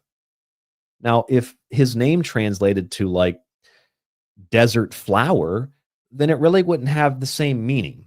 But considering that his name translates to, in Hebrew, streaming from the mountain, that means that he's getting knowledge from somewhere else, some kind of unknown divine source, maybe through some other kind of gateway, some kind of stargate.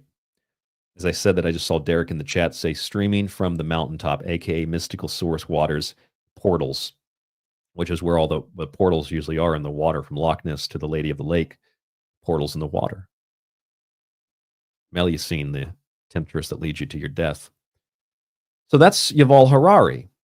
And Yuval Harari is a really interesting character because the stuff that this guy says, he doesn't even pretend to be human. This guy has said, among so many other things, he has said things like, yeah, well, you're going to need to read. Well, he's got that kind of Bill Gates way of talking, that kind of way where it's almost like he's got muscular dystrophy or something. He's like, well, the vaccines, and we're going to make sure, and that kind of weird thing that Bill Gates does. But when he's not on TV trying to convince you to kill yourself, that he's just like just a regular guy with his big beer gut eating cheeseburgers. Yuval Harari's kind of the same thing. He's kind of like a weak, just like, you're gonna need to relearn how to see and how to think in the other dimensions and world. He literally says that in one of the videos. You're gonna need to learn how to use your eyes again, which is like, isn't that literally a line from the Matrix? Why do my eyes hurt so much? And then Morpheus stands over him, the god of dreams, and says, because you've never used them before. Yuval Harari actually said that, not referencing the Matrix movie. He actually said you're going to need to learn how to reuse your eyes. That's Yuval Harari. That's who we're dealing with, that kind of person. Okay, so that's Yuval Harari, the streaming from the mountain, the mystical source, the water, etc., etc., etc. Okay? Then we have some other people here. We have people like Sam Altman, who we've been talking about tonight. And you might have heard me say this at the very beginning of the show, but just because we've been here for so long tonight, going into the final hour 4, Sam Altman has different meanings depending on if you define it in Twilight language or if you define it in Hebrew. Sam Altman means the following. Twilight language and Hebrew mythology, or I guess you could say in part of the angelical hierarchy, Samael, the seducer and the accuser. Samael, the seducer and the accuser. That's Valak, the defiler. It's a demon, but it's also Satan, Shaitan, the adversary, and a number of other angelic forms of death. That's Samael. That's the Twilight version of it. Okay? That's the Twilight version of it.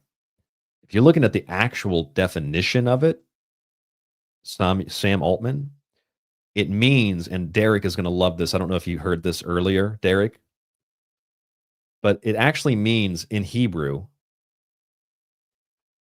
this is just so crazy, the name of the old God. Sam Altman in Hebrew translates to the name of the old ones. Literally. That's what it means, the name of the old ones. Which, of course, Samael, the seducer and accuser, is one of the old ones. His name means the Lovecraftian, essentially. And what does Altman mean? The alterer of man. So this is one of the Lovecraftian old ones. Samael, the seducer and accuser, the vile, corrupt, polluting, well, back to the symbol book we looked at earlier. The vitriol, the botanical symbol of poison, the 3-barred cross, both of which are symbols on that Buga sphere. Vitriol and poison. That's what Sam Altman is. That's what his name means. What are the chances of that? There's the sphere. There's poison on the sphere. There's vitriol on the sphere. That's Sam Altman. That's what it means. Then there's Larry Ellison. Okay, what is Larry Ellison? Larry actually isn't Hebrew. It's derived, I believe, originally from Latin. It doesn't really have any meaning. Okay, so I'm not stretching to find something that doesn't exist. Doesn't really have any meaning. Okay. What about the last name, though? Ellison, son of El. So there's the basic Twilight language definition. The son of El, as in angel, as in hell, as in Raphael, Michael, the archangels, as in Samael, as in Elohim, the gods that created man in their image, which is what Altman and Ellison and Harari are trying to do. They're trying to recreate mankind in their image. And what does Ellison mean? It means literally in both Hebrew and Twilight language something very similar. So in Twilight language, it's the son of El. In Hebrew, it means two things. Light, not of God. It means the light of my God, Yahweh. And it means victory of the son of Elohim, which means that Larry Ellison is the son of the Elohim, and it means that he brings forth the light, not of God, but of a false God, who is the bearer of the false light. And I'm pretty sure that somewhere in the Bible, Jesus says something about these people being the children of their father, the devil. And then the name actually translates to that. You belong to your father, the devil, and you want to carry out your father's desires. John 8:44. When he lies, he speaks his native tongue or his native language, for he is a liar and the father of lies. That's who Larry Ellison is. By the way, Larry Ellison's also the guy I've played the clip of before where he says, it's really great. Most of the technology is coming out of Tel Aviv. That's where all the tech's from. It's not Silicon Valley. It's Tel Aviv, Israel. That's where all the advancements are coming from. Should I play the clip again? Because I know people won't believe me. That's what he actually says, that most of the technology is coming out of Israel. And we have proof of that to back it up because it's all over. It's Forbes, it's Israeli newspapers that they brag about Israel being the central hub of all of that technology. So Ellison is the son of Elohim. He brings the light of not God, but his God. And these are the people, they are the children of the devil, the liar. I'm also pretty sure if you read Revelation, there's a really classic verse in Revelation about something called the synagogue of Satan. Revelation 3:9. I will make those who are the synagogue of Satan, who claim to be Jews, though they are not, but are liars. I will make them come and fall down at your feet and acknowledge that I have loved you. It's just, it's so good that I have to show it to you because you might be thinking, come on, the Bible doesn't say that. Actually, it does. And if you read the book of Acts will tell you something similar. You look up the book of Acts 7 and you search the book of Acts 7, you'll find that something bad was happening with the Jews who were accused of worshiping Rimfam. I believe it was Acts 7. Let me type it in again. Bible, Acts 7, Rimfan, Star of Rimfan. 743, there it is, Bible Hub. You have taken up the tabernacle of Moloch. That's the one they sacrificed children to. And the star of your God, Rimfan. That's the star of the state of Israel. The idols you made to worship. Therefore, I will send you into exile beyond Babylon. And then in Revelation 3:9, Jesus says, I will make those, or God says, the Lord says, I will make those who are of the synagogue of Satan, who claim to be Jews, though they are not, but are liars. Sam Altman, Larry Ellison. These people are liars.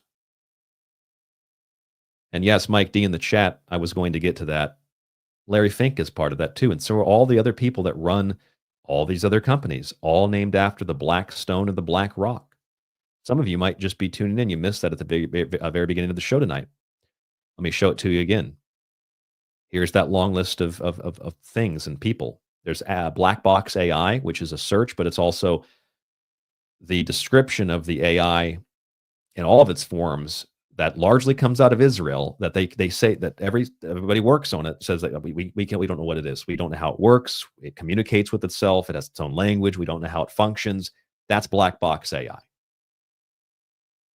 Then there's Black Stone. Look who runs that. Schwartzman. Annual letter to Larry Fink, from Larry Fink to investors. And what is, he wrote a letter to who? Who's investors? Oh, BlackRock. And there's Black Cube. That's a shadowy Israeli firm that undermines peace deals with Iran. Black Cube. Secure the seemingly impossible. Black Cube, BlackRock, Blackstone, Black Box. You think that they're maybe obsessed with that a little bit?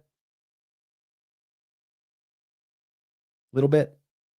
Hell, even Trump Tower, Black Cube. Just like at Mecca, the holy site in front of the two pillars. Well, actually more than two, but in front of the two pillars centrally. The Black Cube, which has a black stone in the bottom corner. Space rock. And here's the Black Cube of Rabbi Shmuley and the Jews. And on the right side of your screen, which is what was the main thing that got me kicked off of Aftermath Media, Ravitics Media, was showing that this was the comparison that over here in Japan, they have a monster called Tengu. And the Tengu holds a scroll called Tora no Maki. No Maki is like the maki as in a sushi roll, which is more of an American version of sushi, because sushi's like nigiri, which is rice. Rice is the sushi. The fish on top is secondary to that. But the maki is the roll. So he has a Torah roll. A Torah roll is the roll of the law. And a red-faced oni, a red-faced tengu, which has wings like an angelic creature, like Samael, that flies around and kidnaps children and does stuff to them in the woods, like the witch of the woods, and it wears a black cube on its head and holds a Torah scroll. And it usually has a long white rabbinical beard. There's different versions of tengu. Some are very bird-like, some are beneficial and positive, but most of the time they're like this red-faced rabbinical black cube wearing rabbi. And that's in Japan, and that dates back a long, long time ago. Okay. And then I saw someone in the chat mention this again. We showed you this earlier. There's X, marks the spot, the crossroads, like Operation Crossroads, one of the nuclear bomb programs. And then there's Saturn. This is Grok. This is Grok. Grok is Saturn. And as Elon Musk said, he's aspirationally Jewish. So I don't know what else you want me to do with this. Yuval Harari is a gay Jew. Sam Altman's a gay Jew. Tim Cook's a gay Jew. Larry Ellison, I don't think he's gay. Maybe he's gay. And Elon Musk is an aspirationally Jewish person. He says, he openly says that to, was it Ben Shapiro, another op. And these are the people, Musk, Harari, Altman, Ellison, and others are the ones building this system. They're the ones that are giving us the orb, the world ID and the world currency in their own words from Time magazine that scans your iris to confirm that you're human, i.e., no pun intended, i.e., that you are carbon-based. They scan your eye to confirm that you are 666. What is that? What is this? What are we dealing with here? Think about this. What are we talking about here? Something very wicked. And then their names on top of everything else. Screaming from the mountain, Yuval Harari. The name of the old one, Sam Altman. The alterer of man, like Sam Bankman running a banking scam. And Larry Ellison, the light of his God, Yahweh. Victory of the son of Elohim. And the son of Elohim, that's the book of John. You belong to your father, the devil. You want to carry out your father's desires. They want to corrupt and pollute and destroy and kill. And like a gigantic portion of the leadership are not only fake Jews, but they're gay as well. What is the deal with this? Why Tim Cook? Why are they all like gay Jews? I don't get it. They say Tim Cook's Jewish, and they say he's not Jewish. Well, that's the thing. It's not it really has nothing to do with being Jewish. It's Revelation 3:9. I will make those who are of the synagogue of Satan, who claim to be Jews, though they are not. They are liars. These are people that pretend to have a connection to God. And this is really telling, because in the book of Romans, it says that being a Jew doesn't mean that you're Jewish. It means that you have a relationship with God. I have a relationship with God, probably way different than your relationship with God, but I see there to be an underlying creative force that is pretty opposed to what these people are doing. And they're trying to hijack that and create their own world in the image of that, because they think God made a mistake in creating them, and they can make it as a mistake, they can make a more perfect world. And so that leaves us with the replacement of the organic world with a synthetic world controlled by these kinds of technocrats like Musk and Ellison and the rest. And yes, again, Musk wants kids, because the more kids you have, the more data and information and energy you have to train and to energetically run these things. God created the world. These people worship a different kind of God.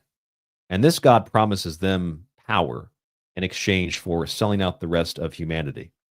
And they claim to be Jews because Jews have the covenant and because people believe it to be literal, that Jews are chosen by God, which of course they're a tribe that have a tribal god. So the tribal god chose this group of people. But outside of that tribe, every god chose the group of people that he or she oversees. Because it's a metaphor, it's a symbol, it's an archetype. In other words, what I'm saying here is they pretend to be Jews because Jews have a monopoly on being chosen by God and having a covenant with God, despite the fact that all of us have a covenant with God. And by doing that, they are usurping the authority of God. And they are destroying the beauty within the Jewish religion, which there is a tremendous amount of beauty and an amazing amount of knowledge. If you read the sacred Jewish text, I don't mean the Talmud where they say you can have sex with a 3-year-old. That's the perversion of rabbis speaking. And that's both the Babylonian and the other Talmud. There's 2 Talmuds.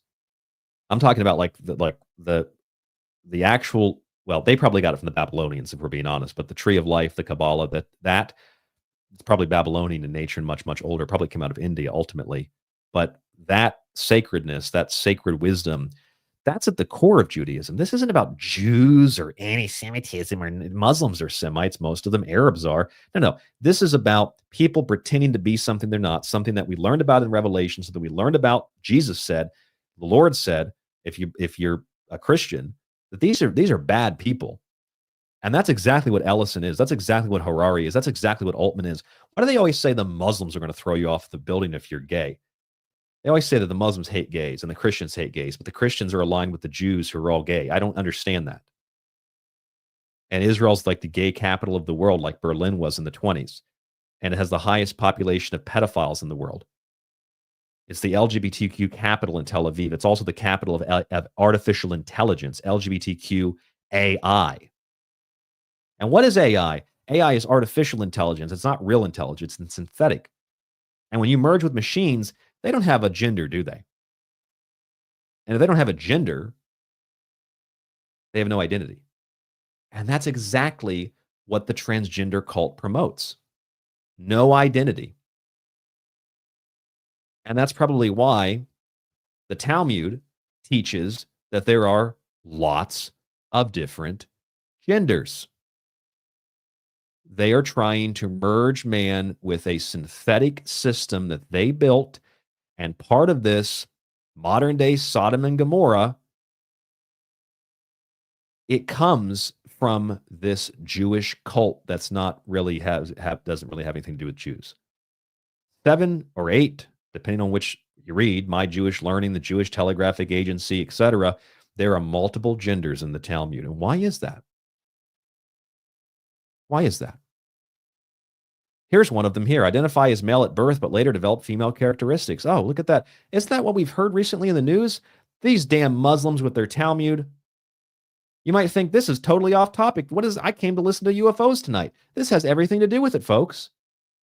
Because these people, and no, I don't mean Jews. I mean the people promoting this, which happen to be most of them gay Jews. I don't know why that is. But this is what the Talmud says. There are 8 genders. What else doesn't have a gender or an identity?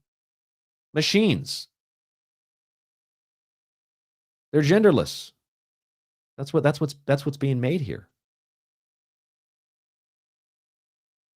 These are also the people that are pushing through HIAS and other groups, about 88 organizations in the U.S. for illegal immigration and to destroy the roots of any solidified civilization, any solidified racial group, to mix and to merge. That's why all your commercials and your TV shows, and I've done shows on this in the past. It's crazy stuff. Even porn stars that have come out and been like, why is all the porn incest and like biracial now? Everything's biracial, everything's incest, everything's like butt sex, Grindr, Tinder, and all these different apps, all run by the same people, OnlyFans, etc., degrading, demeaning humans, destroying the meaning of sex and orgasm and procreation, which goes back to the Columbia sphere, which is about merging and creating a new life, alchemy, transformation. And for the record, I'm not too sure that the Christians worship anything other than what these people worship. And that is pure, undiluted evil. And what do you get when you go further beyond the names of these individuals? As I said earlier, you get OpenAI, the opening of NI, you get Oracle, and you get NVIDIA. And let me show you this because I think it's pertinent to the discussion. Look up CNET Momo statue, Japan. Remember the Momo challenge?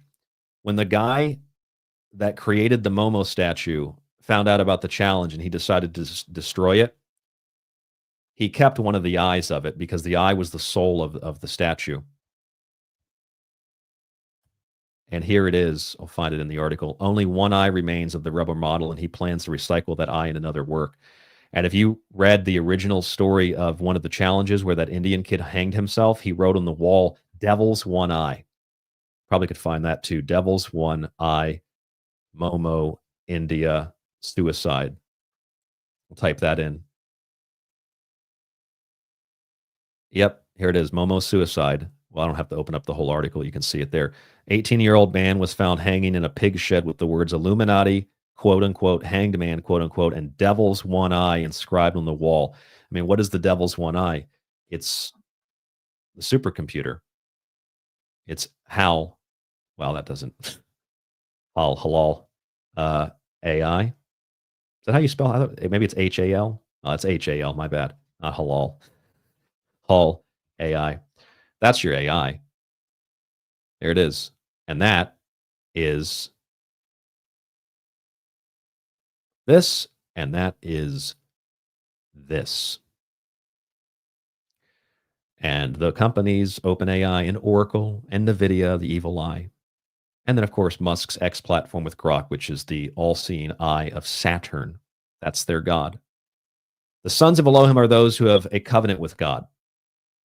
That's a concept. If you look up the sons of Elohim, who are the sons of Elohim? The sons of God.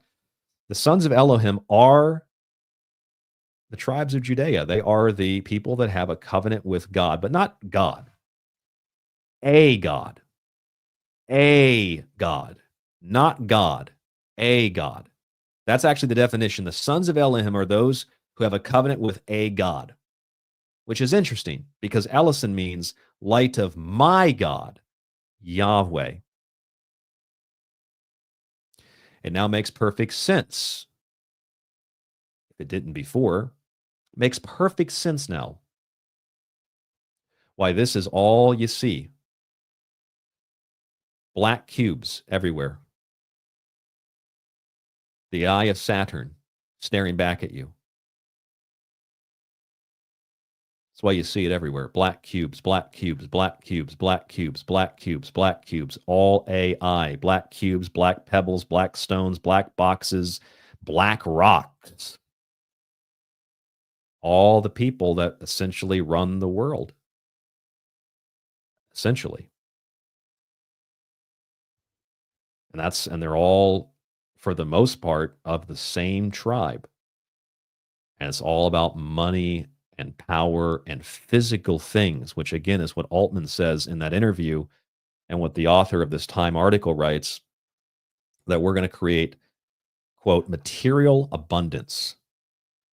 Because that's what we need, right? More materiality, material abundance, lots of material, anything that's physical, anything that's within Metatron's cube, anything that's within the three-dimensional world.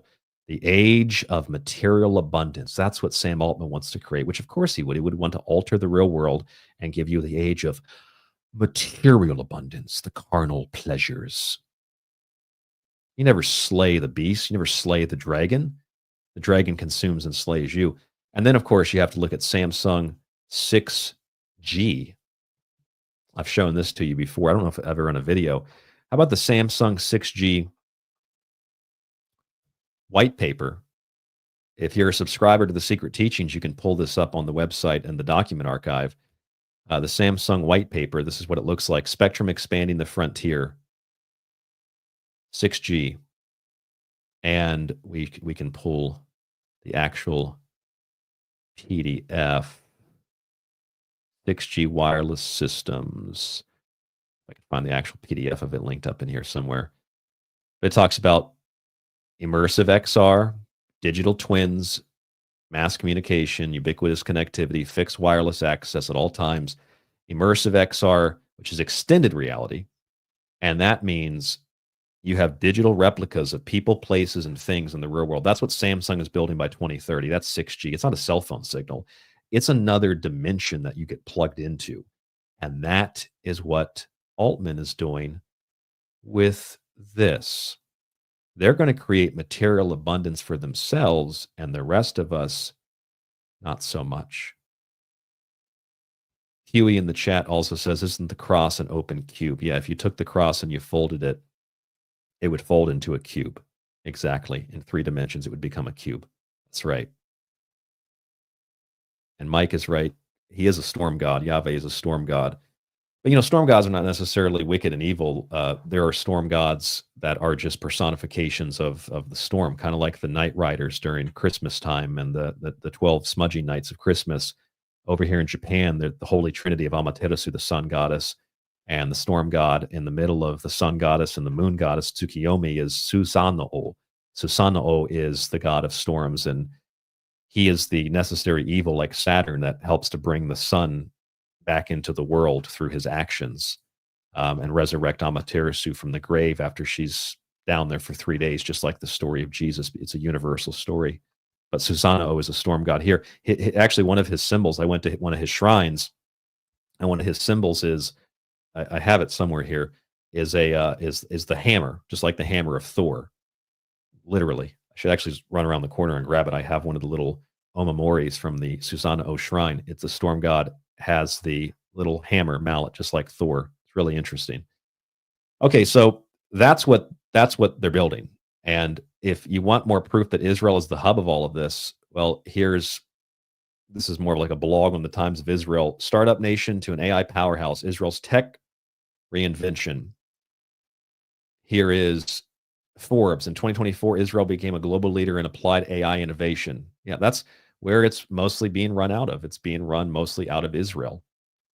And that other article I just pulled up there was Elon Musk saying how great it would be and how you need to be connected to these systems to survive. Is they create the problem, they offer the solution. Very simple. Now, if you think about the square, we talked about the circle in relation to the sphere, but how about the square? The square is the world. It's the physical world.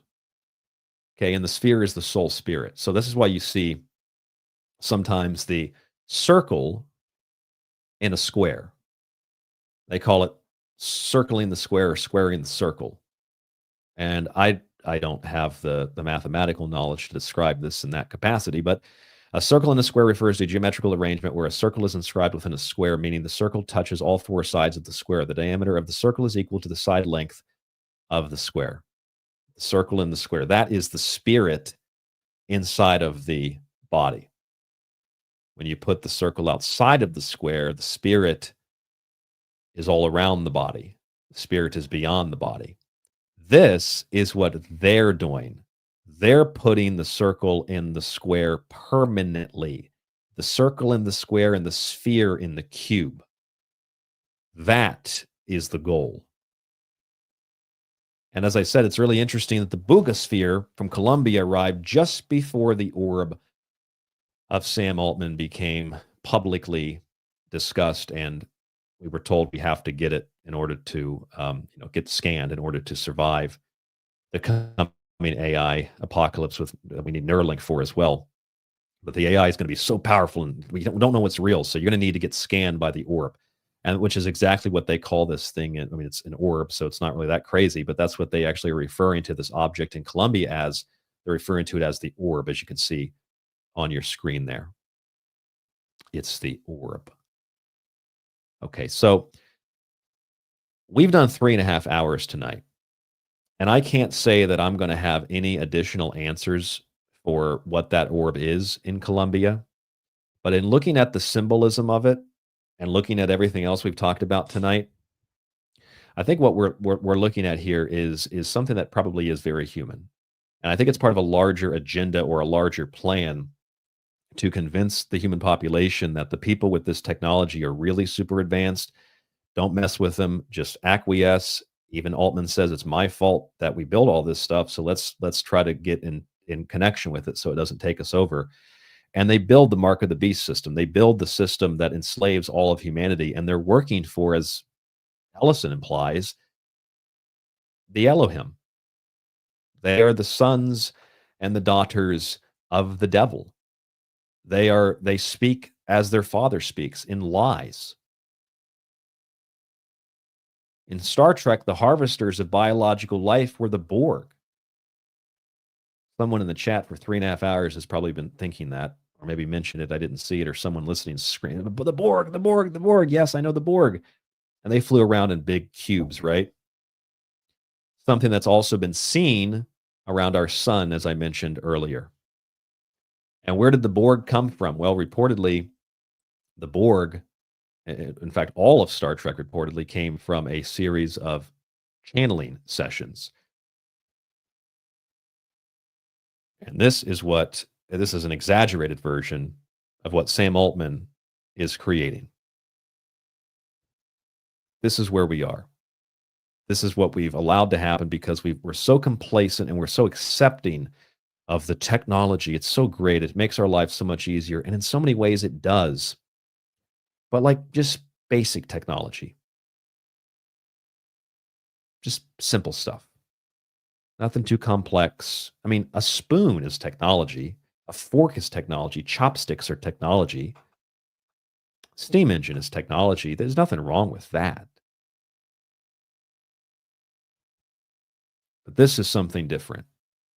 This is a world ID. This is a world, not just a world ID, like it's some kind of digital passport, which is what they say it is. It's an ID that you're granted because their systems that are artificial have looked at your eyes and scanned it and determined that you have 666 and that you are human based on their definition and standards. And if you don't do it, then you're not a human. Once again, not giving you the option to opt in. It's the option to do it or you're out. They're not giving you the option to opt in. You will assimilate. That's all that you will do. Just like Grimes sings in one of those songs, what will it take to make you capitulate to the AI takeover? What's it going to take to make you capitulate? A donut? Some French fries? And a burger component? Look at this. There's a burger component to this. A raffle for a pickup truck? Making sure that your friends and family don't laugh at you or call you names? The societal pressure. What's it going to take to make you capitulate to this system? Maybe it's a sticker on your shirt that says, I voted, I got vaccinated. That's what it takes to make people capitulate.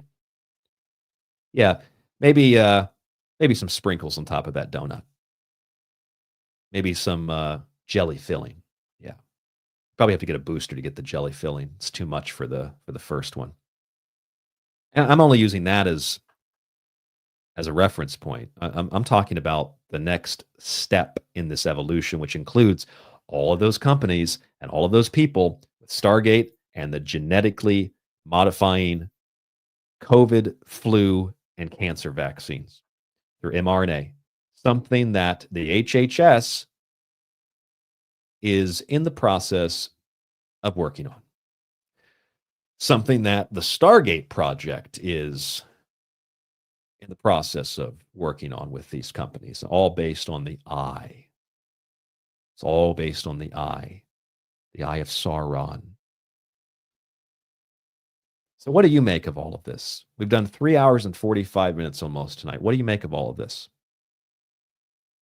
I know people have been talking in the chat room the whole time. I've been throwing up comments and referencing people in the chat. I want to thank everybody for tuning in tonight. I did not expect to do 4 hours.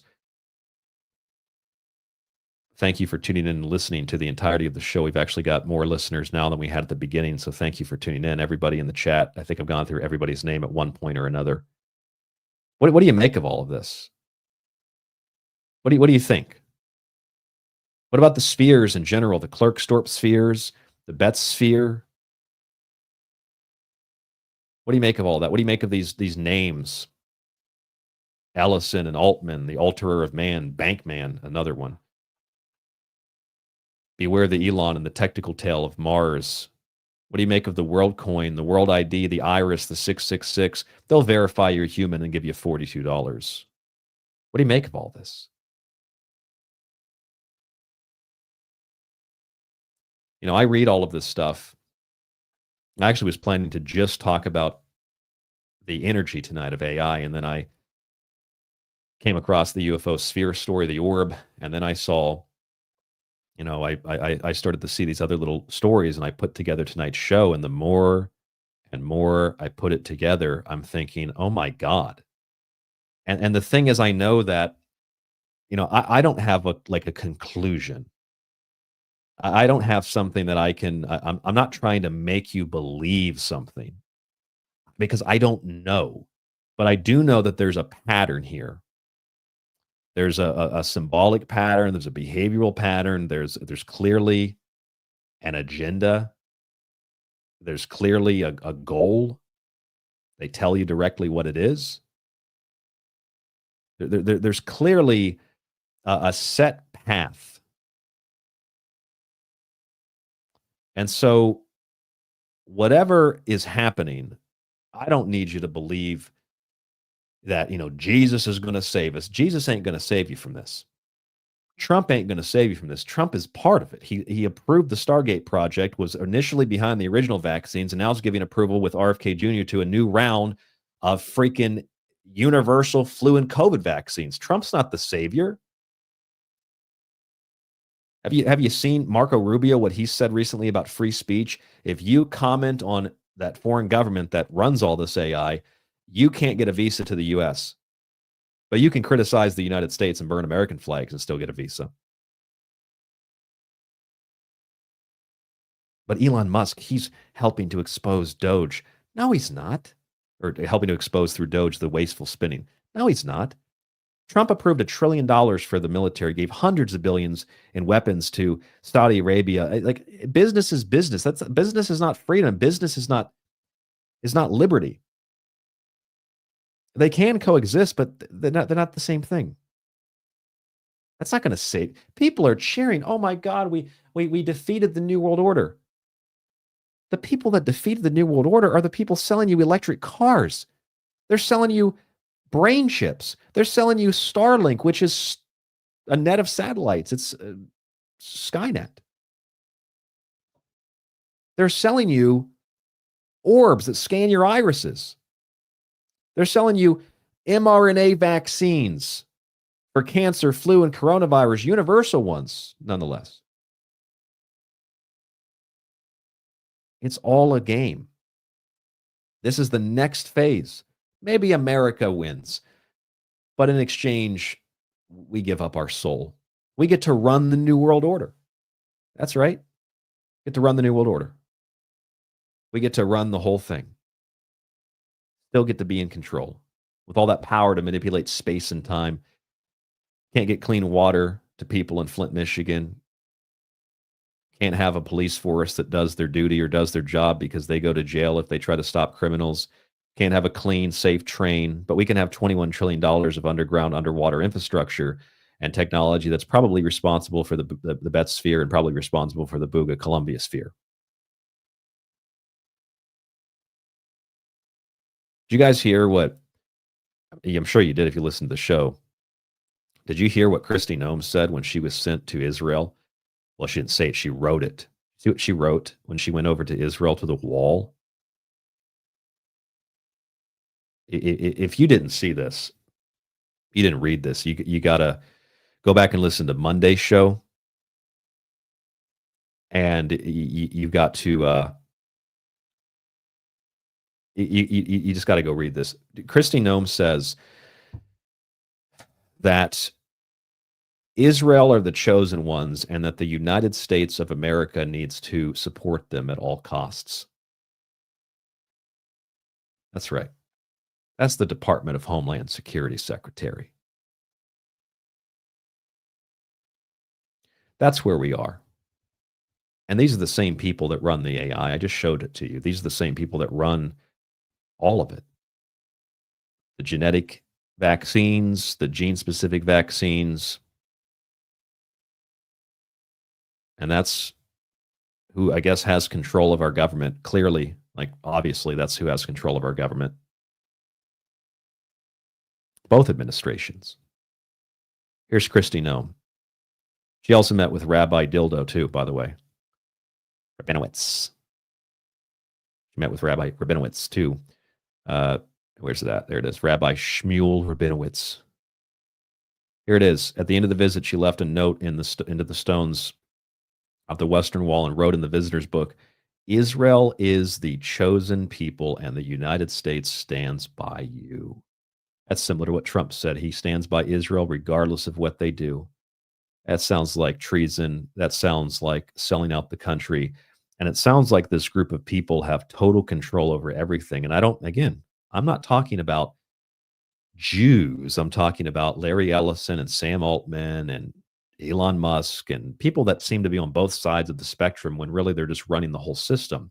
I don't know if these people like Altman are even human. They want to verify I'm human, and if they don't verify me, I can't buy or sell. Fuck you, Sam Altman. Fuck the AI algorithm listening to this right now. You know, when I did that show the other day about tobacco, I got emails from listeners, probably like a lot of you, saying every single one of the advertisements was for one of those companies that you had mentioned. Not just a few, all of them. I had listeners asking me, are you being trolled? Every single, is the algorithm that sophisticated now? You'd be saying something about the tobacco pouches and how the tobacco industry is selling these as a health product now, and then it would just cut to an advertisement promoting the product. And that is what it is. It's an algorithm. And it's pretty sophisticated. It listens to everything. It knows who is the enemy and who's not the enemy, who supports it, who's willing to support it, who can be coerced and manipulated into acquiescing, capitulating. And we know that because even the Time magazine article about Sam Altman says that. It says that they know that these chatbots can convince people of things that otherwise any other person couldn't convince them of. They can convince you. You don't even know it's already passed the Turing test.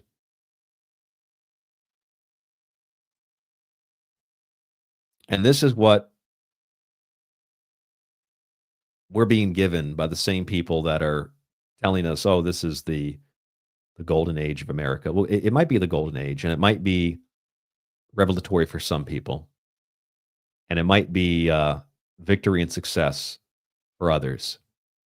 But just understand that we're not the ones that get the material success of Altman's orb. We're not the ones that get the success of the electric car. All we get is our information and our data stripped from us. And we end up being nothing more than this, a battery that powers these machines, which is why Musk wants you to have more kids. Have more kids. And then Yuval Harari can teach them how to see in the 6G Samsung system that I showed you. Have more kids for that reason and that reason alone. Otherwise, no need to have kids. Otherwise, every form of perversion that you see all orchestrated literally by Israel, every one of these companies, Pornhub to OnlyFans, it's all incest and bisexual and homosexual or anal sex. And none of it's like standard porn. It's all perverse like Weimar Germany. Interracial too. And I don't even think there's anything wrong with that. Everybody's a mix of something, but they push that and promote that to destroy the fabric of culture. Because there's a way to have those kinds of relationships and merge culture, and that's not what's being promoted.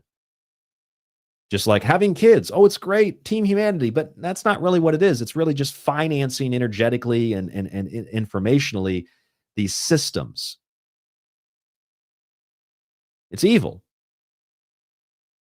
I got to read this line to you just one more time from this magazine article from Time magazine. Here's what it says. I want to bring it back up on the screen here. And as I do that, I'll welcome, so we have some new listeners in the chat. Hey, Troubled Minds is here. Look at that. We got a lot of stuff cooking, buddy.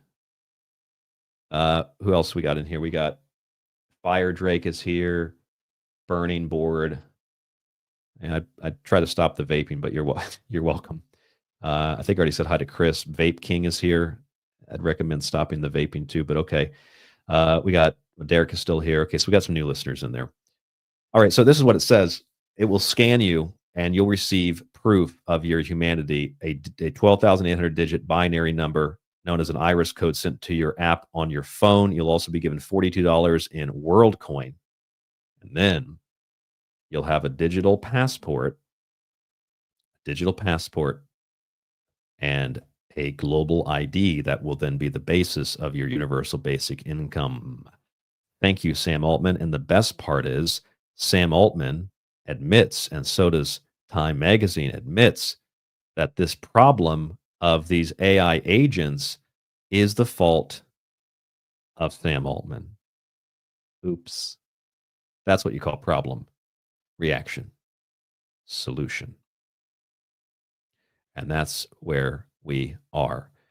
So, whatever is on that sphere in Colombia, whatever or whoever is behind building that orb that I've shown you and we just talked about a few seconds ago, whatever this is, I don't think it's human, but I don't think it's alien. I think it's something beyond that. I think it goes beyond that dichotomy.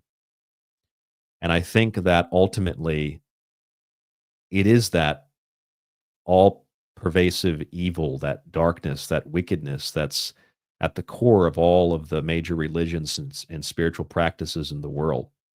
And I think that there are people that work for that evil. They do the bidding of that evil. I also ran the image through Grok because of what the researchers had said that they found. I ran the image through Grok to see what Grok would say about that sphere. And it said the symbols on the spherical object in the image appear to be a mix of geometric shapes. Of course, they are little crescent moons, circuit-like patterns, see, and characters that resemble a fictional or constructed alphabet or script. The central design looks like a microchip or circuit board layout. Yes, it does. I said that earlier. These symbols do not directly correspond to any known human language, alphabet, or writing system. Not true, because as I showed you earlier, these are my handwritten notes. I can show you on the screen again. As I showed you earlier, they correspond to ancient versions of the astrological signs, traveler signs, and alchemical signs here. So they do sort of relate to those things. It says they do not directly correspond to any language, Latin, Cyrillic, anything like that, Egyptian hieroglyphics, Sumerian, etc. Instead, they seem to be inspired by science fiction or fantasy aesthetics, possibly mimicking the look of an alien or futuristic language. Similar designs are often seen in movies, video games, or artwork to represent advanced technology or extraterrestrial communication. Thinking of the marketing or the markings on prompts from films like Star Trek or Mass Effect, which is not a film, it's a video game. So that translation says that it's actually quite man-made. Quite man-made. And yes, Derek, by the way, I'm really glad you brought this up in the final few minutes because I wanted to say this. I didn't know if I could have like a segue into it, but yeah, he's right. It looks like little mushrooms growing up from it. And I counted, there's 1, 2, 3, 4, 5, 6, 7, 8, 9, 10, 11, 12, 13, 14, 15. There's 16 little mushrooms, or kind of look like little brown button mushrooms or something, or what they call them, brown beach mushrooms. Those are really, really popular. I just ate some of those the other night. They're really popular over here. They do kind of look like that. And I tried counting too. I tried counting the symbols. If there's anything about, I don't know. You got the tattva here. You got the crescent moon. You got the circuitry in the middle. You have these, we've translated some of these symbols. Alchemical and astrological. I think it's probably human. I just don't think it's human. You understand what I mean? I think it's like part of something that is underground, underwater. It's something that's, Sam Altman, Larry Ellison, Yuval Harari, Elon Musk. It's like probably technocrats, probably some other branch of humanity, which is why the Bet sphere, the Klerksdorp spheres, and all these other things cannot be fully identified as what they are. Because it's a technology that goes beyond even what our military has. In the case of the Bet sphere in particular, and probably even the Flatwoods monster story, which of course the motifs of all that, from the symbols to the people getting sick, is part of it's part of Kecksburg, it's part of Roswell, it's part of Rendlesham, and it's part of this Buga sphere as well. And whatever you make of that, I'd love to hear what you have to say. tstradio.info, rdgable@yahoo.com. Thank you so much for tuning into the show. If you've never heard the show or this is your first time listening and you would like to hear more of the show, we have a free archive at tstradio.info. That free archive is, as it says, free, and you can listen to all the episodes of the show. There are ads in the show, though, every 10 minutes or so. So if you hear a lot of ads and you're like, I want to get rid of these ads, I don't like these ads, you can sign up on the website and subscribe to the show. There's links on YouTube below. There's links also in the free archive. This is the archive right here that's free. There's links to Apple, Deezer, Castbox, GeoSavant, Spotify, etc. You want to become a subscriber, you just click on the subscribe button. We have different options to subscribe. It gets you access to the article archive, the document archive, montages, digital books when you sign up for the year. We have yearly, monthly, weekly, and even a lifetime membership. Some people have signed up for donations through Cash App or PayPal if you want to support this show. Obviously, it takes a lot of time and energy to make something like this. So anyway, thank you so much for listening to the show. I appreciate all of your support. Mr. Neff, King Sweet, Flux, Derek, Joey, who else we have in there? Chris, PT, Fire, there's a whole long list of people, Troubled Minds, of course, and a bunch of other people. Thank you so much for tuning into the show. I really appreciate it. As always, stay safe, stay informed, stay healthy. And if you continue to support us and download these episodes, then what we'll do is continue to have live Friday night shows. Thank you, Mistos. Thank you. Like I said, thanks to Joe already. Thank you all for tuning in. Stay safe, stay informed, stay healthy. I will speak to you on the next broadcast. And I don't know how the music works on YouTube. Let's see if we can get something playing. Sometimes it kind of cuts out. All right, here we go. This is White Bat Audio. Thank you so much for tuning in. I'll speak with you in the next broadcast. Have a great weekend. Check the archive for best ofs. And let me know what you think of the show by emailing me at rdgable@yahoo.com. Great weekend.